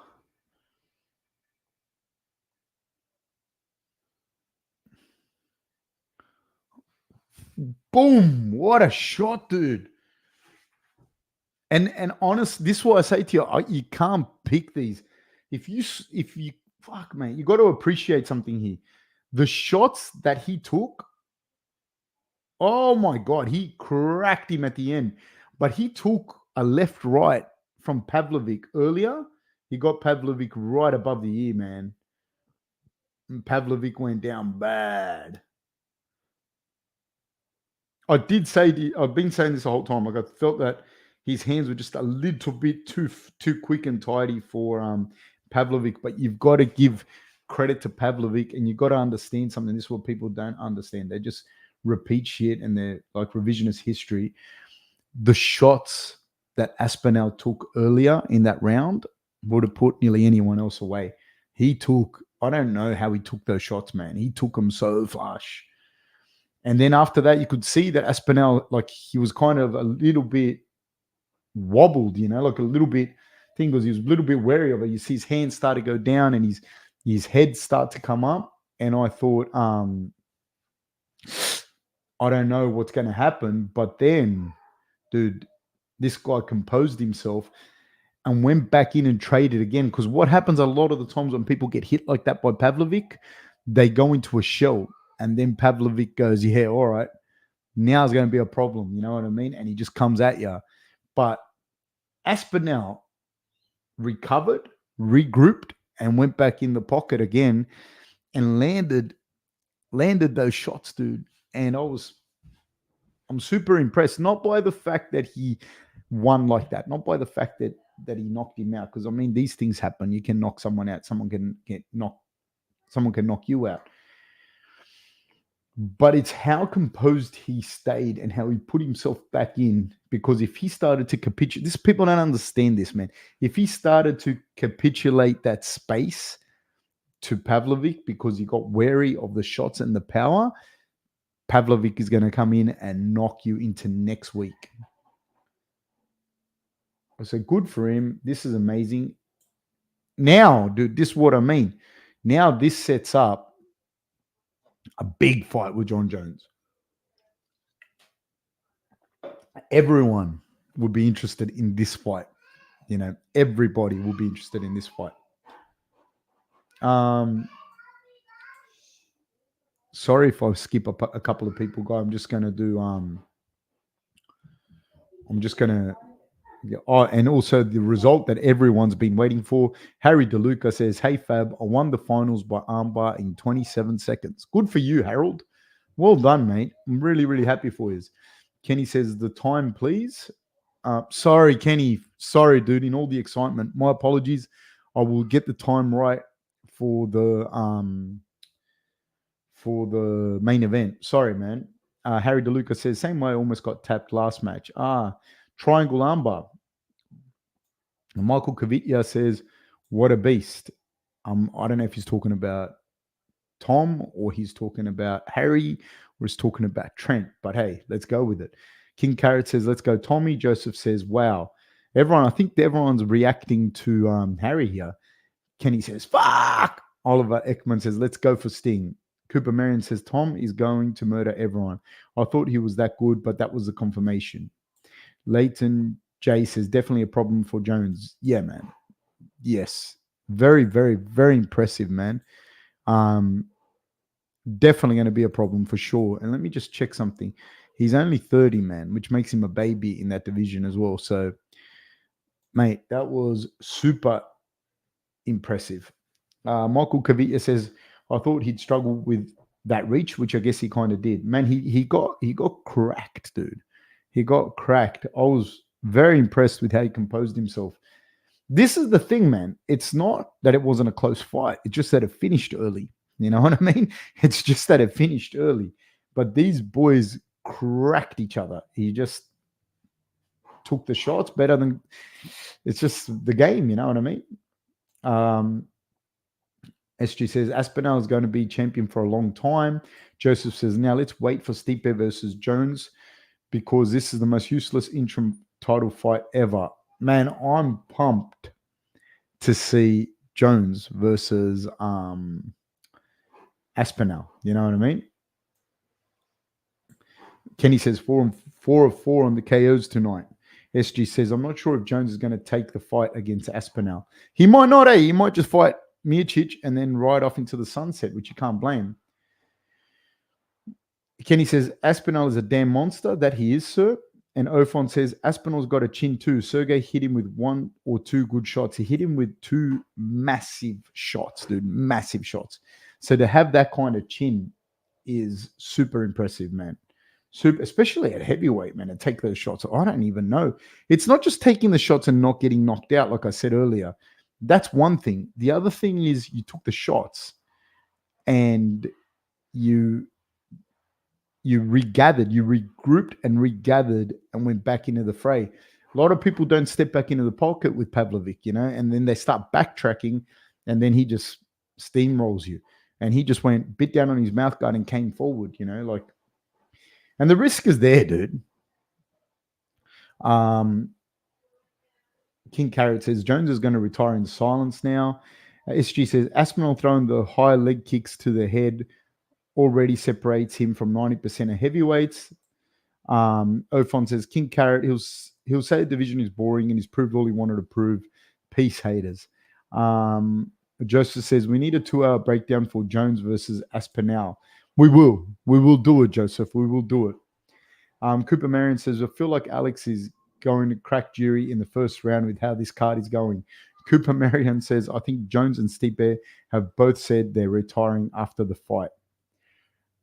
Yeah, I know probably why they went to make this fight anyways. Like, if you're both going to retire, there's no storyline really for the UFC to do thereafter,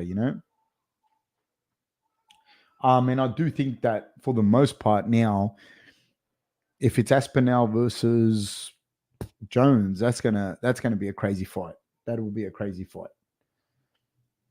But the hand speed, man, speed does kill, especially at heavyweight. Because only one of those shots needs to get through. I was just so super impressed with both. I was impressed with both guys. I'm not going to lie to you, because Pavlovic landed them. Yeah, Beetlejuice says, just watch the replay. Aspinall is quick. Yeah, he is very fast. Ofon says, if they both retire, does the interim guy become the champ by default then? Yes, he does. Yeah. Shifty says, how are you going to do an interim title and then the next fight isn't to unify? No, they do unify. But if Jones is not going to fight, then he will become the belt holder, hence the term interim.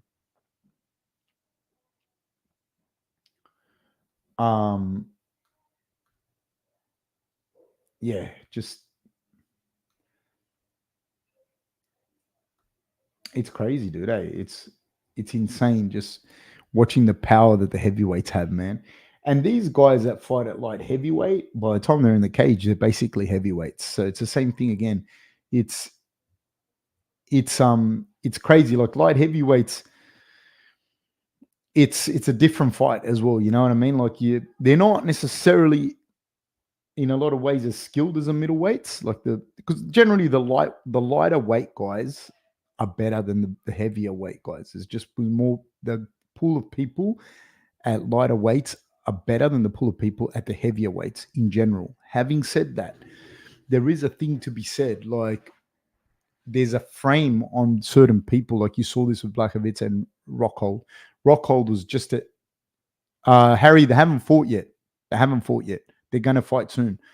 There's a frame, like people have a certain frame, and this becomes evident. Like you see it, like you saw it today with both Diego Lopez and Saint Denis. You saw it; their frames were bigger than their opponents, but it's very, very prevalent as you get higher up the weight divisions. Like when you get a guy that should be fighting a light heavyweight, but he faces a true heavyweight, they're just built different, man. It's not just the frame and how heavy you are.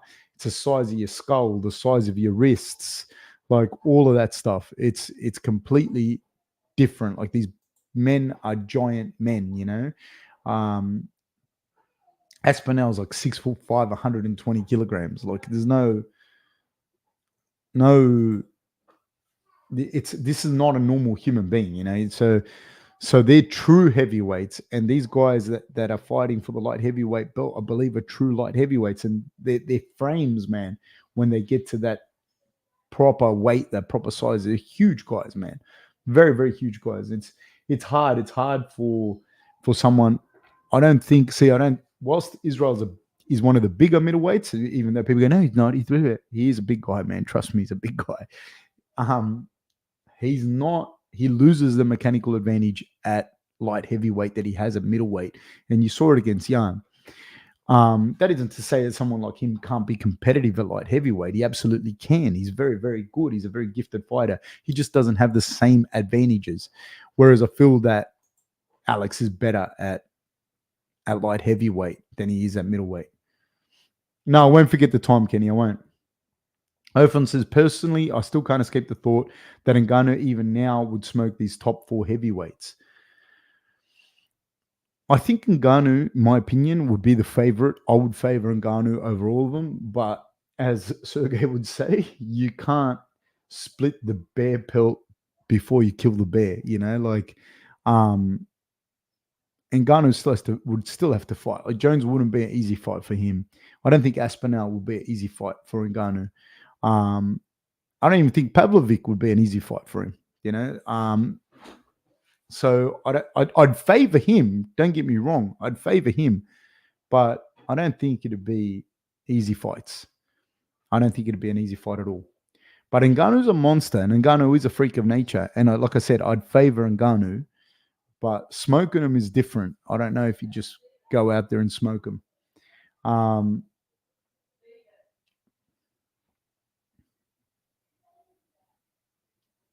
Yeah, I think he's much better in this division, Pereira. But having said that, Jerry's a fucking monster as well. He's a big dude, man. A very, very big guy. Very strong guy. Yeah. And really good ground and pound, man, because of his massive reach and just the fact that he's a really good fighter with over 30 MMA fights. Michael Kavita says, I think people forget how close the Gane and Ngannou fight was too. I actually thought Gane won. Yeah, like he lost to Derek Lewis as well. Like, again, I'm not, when people do this, man, it sounds like I don't like Ngannou, for example. And I absolutely do. And I think he's a terrifying, human being in any division. But and I think what he did against Tyson Fury was fantastic. But I don't think he won the fight. He did better than he should have been. He did way better than he should have done. An absolute credit to him. Like, I didn't think he was going to go that close, but he didn't win the fight, And then, they were close. There were, the Cyril Gane fight. I didn't think that Gane won that fight. I didn't personally, but I thought it was very close. And he's also had losses to Miocic and Derek Lewis. Not to take anything away from Derek Lewis, but I wouldn't have thought that Derek Lewis would give him the run that he did, So that's my take on that. I'm not saying to you, again,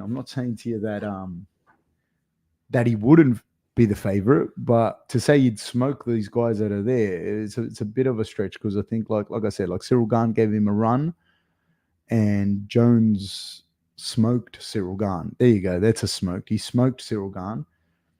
So I don't know what happens there. Alex is doing his entrance. I definitely favor Francis. What do you like, for sure?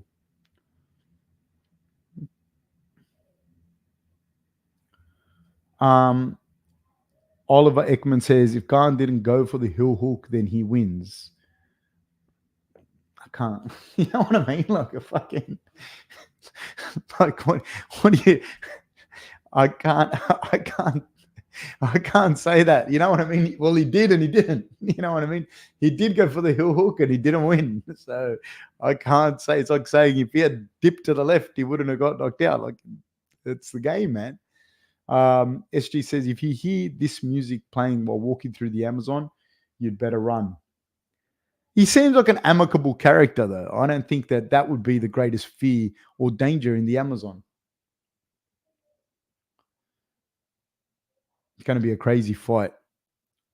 King Carrot says Jiri is two Street Fighter lose. He'll get clipped by Alex. Man, he's got very good fundamentals as well. Like he was a Czech amateur Muay Thai champion. Like he's not some dude that just put some stuff together. Like he's got a very long, storied history of martial arts. So he's not some joke. Oliver Ekman says no Fab, he wins. What do you mean? What do you mean he wins? He didn't win. Joseph says, I just want to say it again. Alex Pereira is a terrifying human being. SG says, right. I hear the frogs in the Amazon are lethally deadly as also. Yes, I agree. But the fact is, he did go for it, Oliver, and he did lose. You know what I mean? So it is what it is.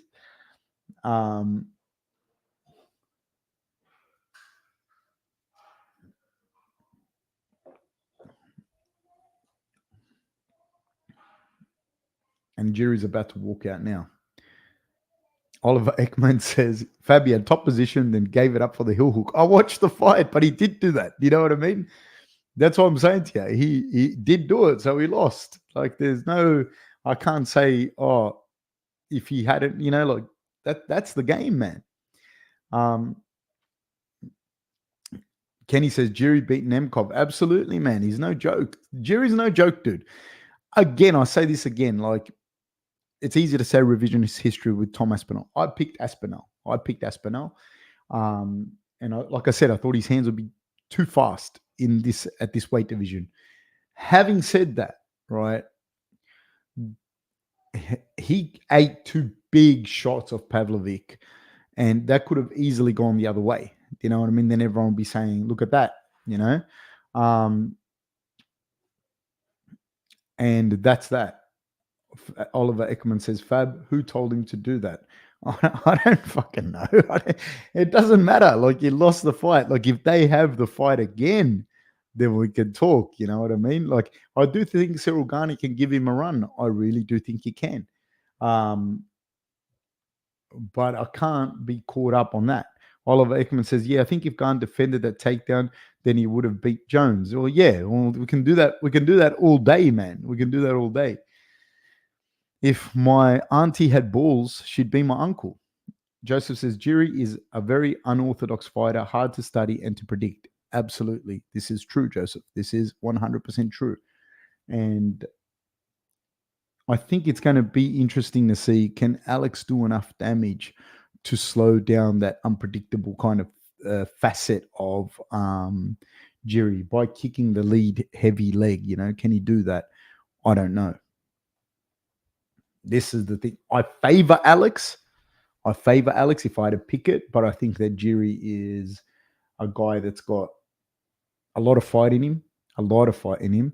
He's got a lot of different looks to him, and he hits super hard. These guys, when you have guys that hit hard like that, man, it's very hard to pick. It's very hard to predict. Kenny says, if Aspinall is to lose to John, it will be by sub or decision, because no way John Jones hits as hard as Pavlovic. John Jones is not known to be a big puncher. Is not known to be a big puncher. But it would be interesting to see how this fight plays out. It would be interesting to see if John takes Aspinall down. It'd be interesting because MMA is different, dude. Like, you can take someone down. It's very hard to submit people from the bottom. Like, it's not as easy as people think. Oliver Ekman says, and if Paddy would have gotten submitted, then he would have won a decision. That's the only one that would be different. You're right, Ekman. SG says, if we had invested in Bitcoin in the early 2000s, we'd be millionaires. If we had invested in Microsoft back in the day, we'd be millionaires. What's the difference in reach in this one? I will tell you. If they have it on here, let me see real quick. Reach is 80 inches. I know that he's got the longer reach, 80 inches for Jiri. And then Pereira has 79. Nothing. There's not much difference. There's not. And they both know how to use and mitigate the reach. So I don't think it's anything there. Joseph says, I just want to see Jones get tested properly in the heavyweight division. Joseph says that, and I think that if he stays around, he will. He 100% will. Michael said Gunn actually said Jones hit surprisingly hard. I don't think he doesn't hit hard. I'm just saying he's not known as a like knockout machine. Do you know what I mean? He's just not, and I don't think he's got. I can't think of. Correct me if I'm wrong, but I can't think of one punch, not elbows. I can tell you elbows. I can tell you knees, but I can't think of one punch KOs that John's had. I can't think of any kicks, yes, and all of that stuff. But I just don't think that's his thing. I don't think that's his jam. I just can't think of one punch KOs like Brandon Vera elbows, Matt Yushenko elbows, Beta was a guillotine. Yeah,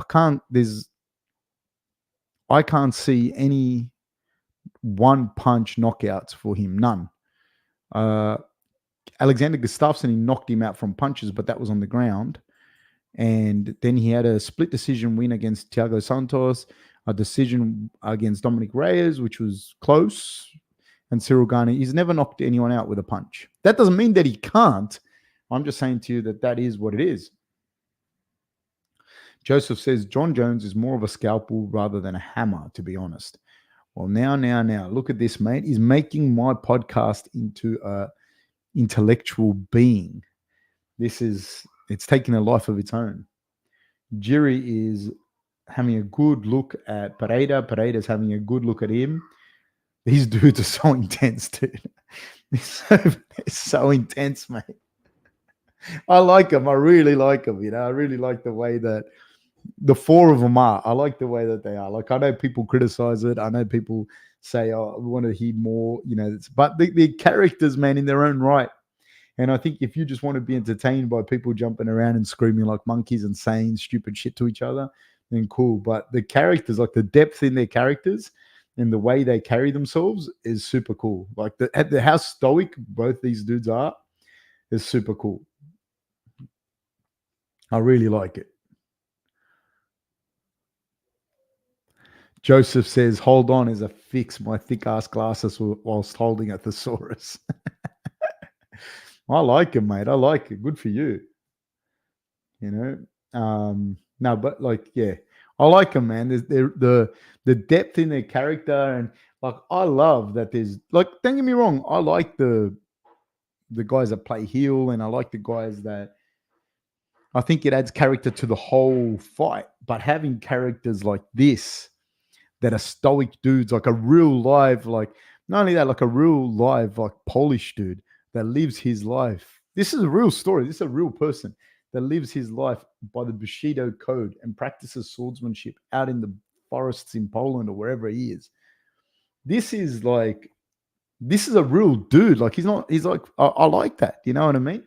And Alex's story, whilst heartbreaking at times as well, like, for him to have done what he's done, like, man, good for him, mate. Good for him. These are exceptional people, like in their own right. And like just the way he reacts to Bruce Buffer yelling his name is super cool as well.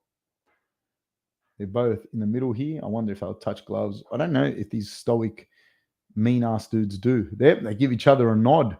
They even gave each other a nod. That is the equivalent of an embrace for normal people. Like, they both nodded at each other in unison. That's like a one of those like deep-hearted embraces. I'm getting ready to do the timer. All right, guys, we're about to start, and we're off, guys. There's no glove touch. 58, 57, 56, 55, 54, 53. Both men in the orthodox stance. Both men. Jerry throws out a little kick and switches to southpaw. Alex with his hands up, skirting the outside of the octagon. Jerry with a nice inside leg kick. Alex looks to land a front kick, but nothing happens. I think Jerry looks still, in my opinion, at this point, looks bigger than Alex. At times, it's hard to say, man. It's hard to say. They're both big boys. Jerry just looks to be still a little bit thicker than Alex. Both in the orthodox stance. Nothing's landed from either guy yet.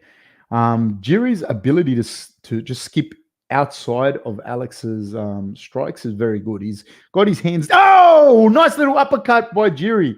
Doesn't land a flush, but man, he got through, way through the defenses of Alex there. Too well for my liking. Oh, Alex drops him with a calf kick. That'll learn you. Be throwing up. Oh, another nice calf kick by Alex. Is this going to expedite Jiri's spinning stuff? I don't know. Alex is doing a good job. Not Alex. Jiri's doing a good job of changing his level with his left hand and then throwing stuff up with his right. Front kick by Jiri. But Alex has landed some good low kicks. Oh, man, this is not good for my nerves, these fights. Nice leg kick lands by Alex again. Jiri with a combination. Switches to orthodox, switches to southpaw, back to orthodox. Another calf kick by Alex. And Jiri trying to corral him into the octagon cage. He's feinting that single leg. Is Jiri. Jiri's standing already in orthodox. In southpaw. Back to orthodox. Oh, doubles up on the right hand, does Jiri. This constant stance changing is good from Jiri because but Alex is just looking for that calf kick. Jiri does a good job of changing back to southpaw, goes looking for a high kick, and then is trying to corral. Alex is doing a great job of getting off that cage. Oh, they exchange shots. Jiri's in on a single leg. Alex hits him with a few shots. Alex has got him in a guillotine, but he's not going to finish the guillotine from this angle. It's just not. But he's got it in deep. It wouldn't be comfortable. Jiri's in deep on the single leg. He's not going to have the arch in his back, because what he's doing more than finishing this guillotine is just creating a big arch in Jiri's back that stops Jiri from being able to lift him. But Jiri does so anyways because he's a big, strong Polish boy. And he gets the half guard in. He's in half guard. Alex is still holding him. There's 2 minutes to go. Jiri's got some nasty ground and pound from the top. Alex is not going to be able to finish this. In fact, he's in danger of... Now he's out. Alex hasn't got the shields up with his left leg, and he's doing a decent job of holding Jiri down, but this is not going to be pleasant for Alex to be on the bottom here with a monster like Jiri. Jiri's going to, make some space, and he's going to land big shots, but Alex is going to try and kick him away. Jiri's trying to get some space here to land some shots, but Alex is doing a fantastic job with the bicep control. There's 1 minute and 30 seconds to go. He's starting to frame now, is Jiri, but Alex's long arms allows him to also frame on the bicep of Jiri.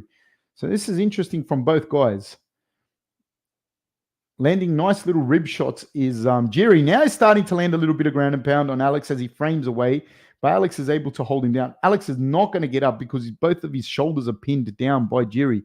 Jiri's doing a fantastic job, if you can see, of having his left knee up near the armpit, and then whenever he has to, he puts his body perpendicular to him. And what this does is keeps Alex's shoulder blades flat.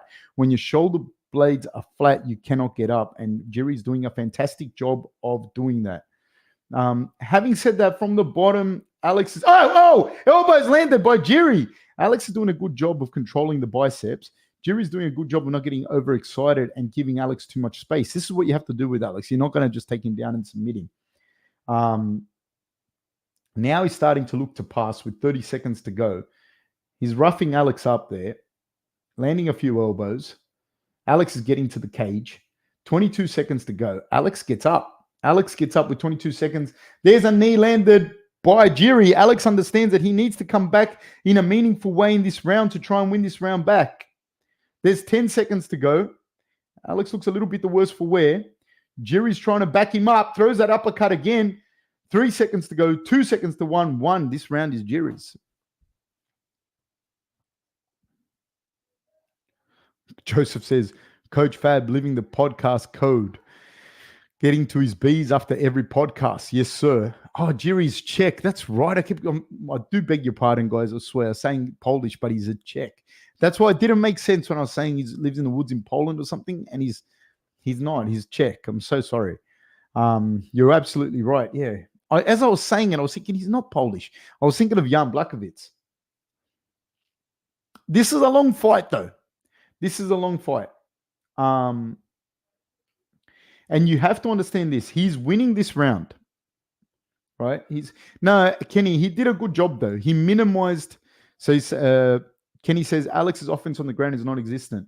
His offense is not. It is non-existent, but he's done a good job of mitigating the damage and then getting back to his feet.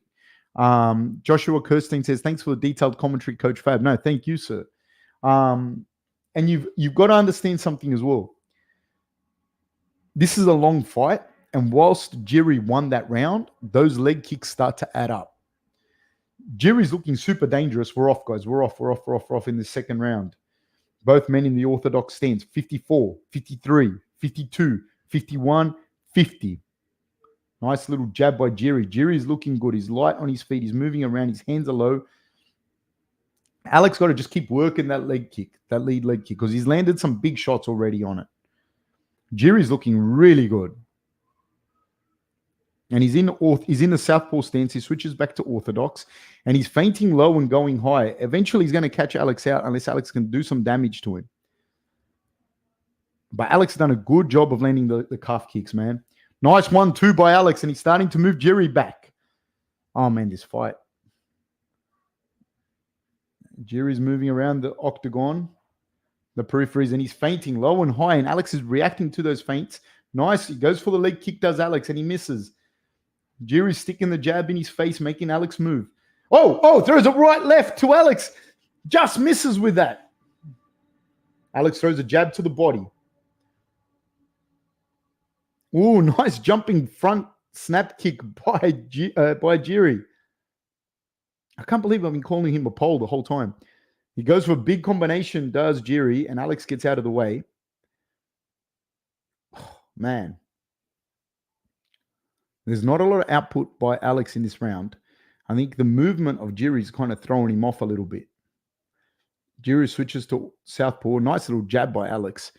Nice little jab. Oh, nice high kick by Alex. Catches Jiri. And then the calf kick once again by Alex. And again on the calf kick by Alex with a jab to the body. Jiri's feinting low with his head. Nice. The problem is you cannot take too many of these calf kicks. But is he going to be able to close the distance and hurt Alex? He throws a left hook to Alex and just misses. Oh, there's overhand right by Jiri. Jiri's looking for Alex. He's put him up against the cage. He throws a knee up the middle.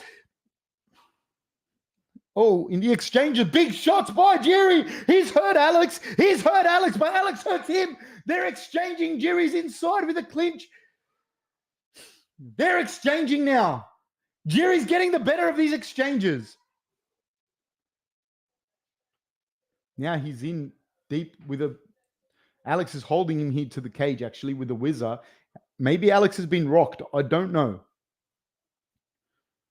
He's definitely landed some shots, did Jiri. Alex is walking Jiri down. That was a big dump of energy by Jiri, though, in that little exchange there. He went for it, though. He absolutely went for it. And Alex is pacing himself. You can tell, oh, another calf kick by Alex. And straight away, Jiri switches stances. He partially got him again, did Alex. Oh, man. Again, oh, little left hook by Alex. There's a little left hook, a knee up the middle by Alex. Double underhooks by Jiri. 1 minute and 43 seconds to go.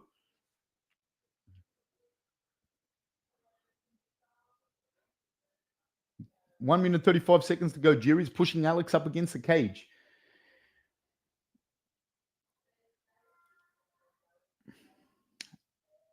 Oh, he throws Alex, but doesn't manage to get him to the ground. Nice little jab by Alex. He's going. 1 minute, 15 seconds to go. Alex goes looking for a right hand by Jiri. From poor Jiri. Nice calf kick by Alex. They exchange calf kicks by Jiri on Alex as well. They both exchange calf kicks. Oh, nice right hand by Jiri. Nice right hand. They exchange. Alex drops Jiri. Alex drops him. There's 58 seconds to go. He's landing elbows on Jiri. He gets the full mount on Jiri. Has he stopped the fight? Alex Pereira is a two different division champion. Alex Pereira, what a beast. What a freak of nature. We have witnessed what quite possibly be the greatest combat athlete of all time at this stage. It's either him or Cejudo. I don't know which one it is.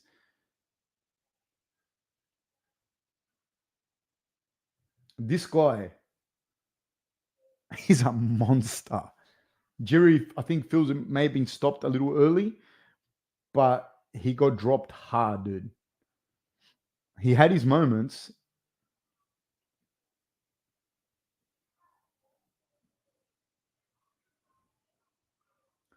It's so stoic, man. Let me see. Boom. He landed a big right hand on Alex. He lands a left hand. And then as he comes in, he throws an overhand right, and Alex just hits him on the chin with a right left, right? Then he hits him 156 times behind the ear with the elbow, and then he gets him full mount. It looks like he might have been stopped early. The problem though, look, he hits him with this left hook. That's a big left hook, drops him, right? And you got to remember, you're watching this, and then he hits him with a right hand on the chin with a left hook on the chin, drops him. Then he lands a whole bunch of elbows, right? And you're watching this in real time. Then he lands backwards in full mount in real time, and then he gets up. He's a little bit in La La Land in real time. You can't say that was early. When you watch it back, maybe it was. You know what I mean? I haven't got a problem with the stoppage. I haven't got a problem.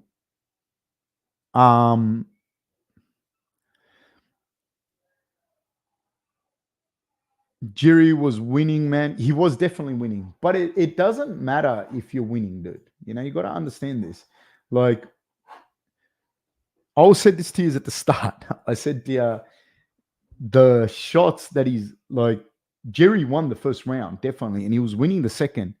But the shots that Alex was landing on the legs, and I said this from the start, can Alex do enough damage to mitigate what Jerry's going to do, you know, as the fight progresses?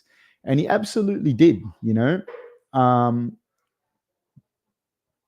he absolutely did. And then when he landed, I can't say to you, oh, that was an early stoppage or whatnot, because, man, like, if in real time you get dropped, he obviously got dropped with two big shots off a power puncher like Alex.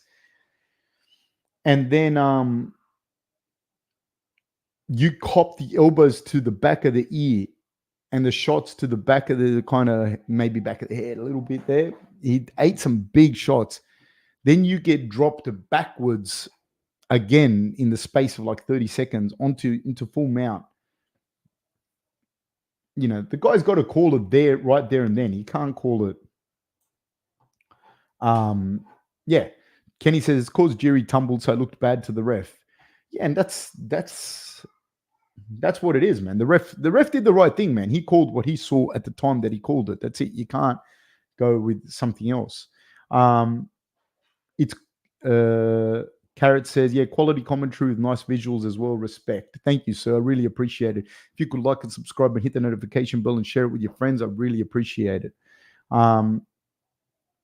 Joseph says, at the end of the day, nothing good will happen if the ref continued that fight. I don't think so. With a guy you already rocked, and then you got a guy that's a killer. He's a Terminator on top of you that's going to beat the shit out of you. He's not going to try and like you know, Tariko Plata you or something. You know what I mean? He's going to try and separate you from your senses. That's what it is. Aussie Man Cards and Collectible says, cheers, coach. I'll catch you next fight, mate. Have a good one, sir. Thank you, man. I really appreciate it. Oliver Aikman says, see if Jerry went for the takedown sooner, then he would have won. He went for the takedown pretty quick. You're some sort of animal. You're an animal, Oliver. SG says, on the slow-mo, Jerry did go stiff on that left hook. Yeah, man. Like, when you're watching it live, like, you gotta understand the ref has to make a decision as well in a split second. Like, in a split second. He doesn't have – everyone's going to flame on him because that's what's cool, you know, but you can't. Great work as always, Fab. Cheers. SG says, great stuff, Fab. Leon McHungry says, you're not going to believe this. He killed 16 Czechoslovakians. That guy was an interior decorator.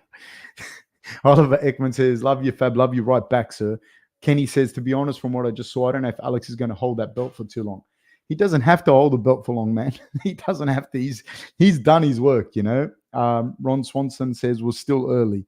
Yeah, like I said, we've covered that part. I'm going to talk about it a little bit more because I'm going to do a live reaction thing to it. And then tell us your opinions on that in a second. I'm going to go into a different stream. Yeah,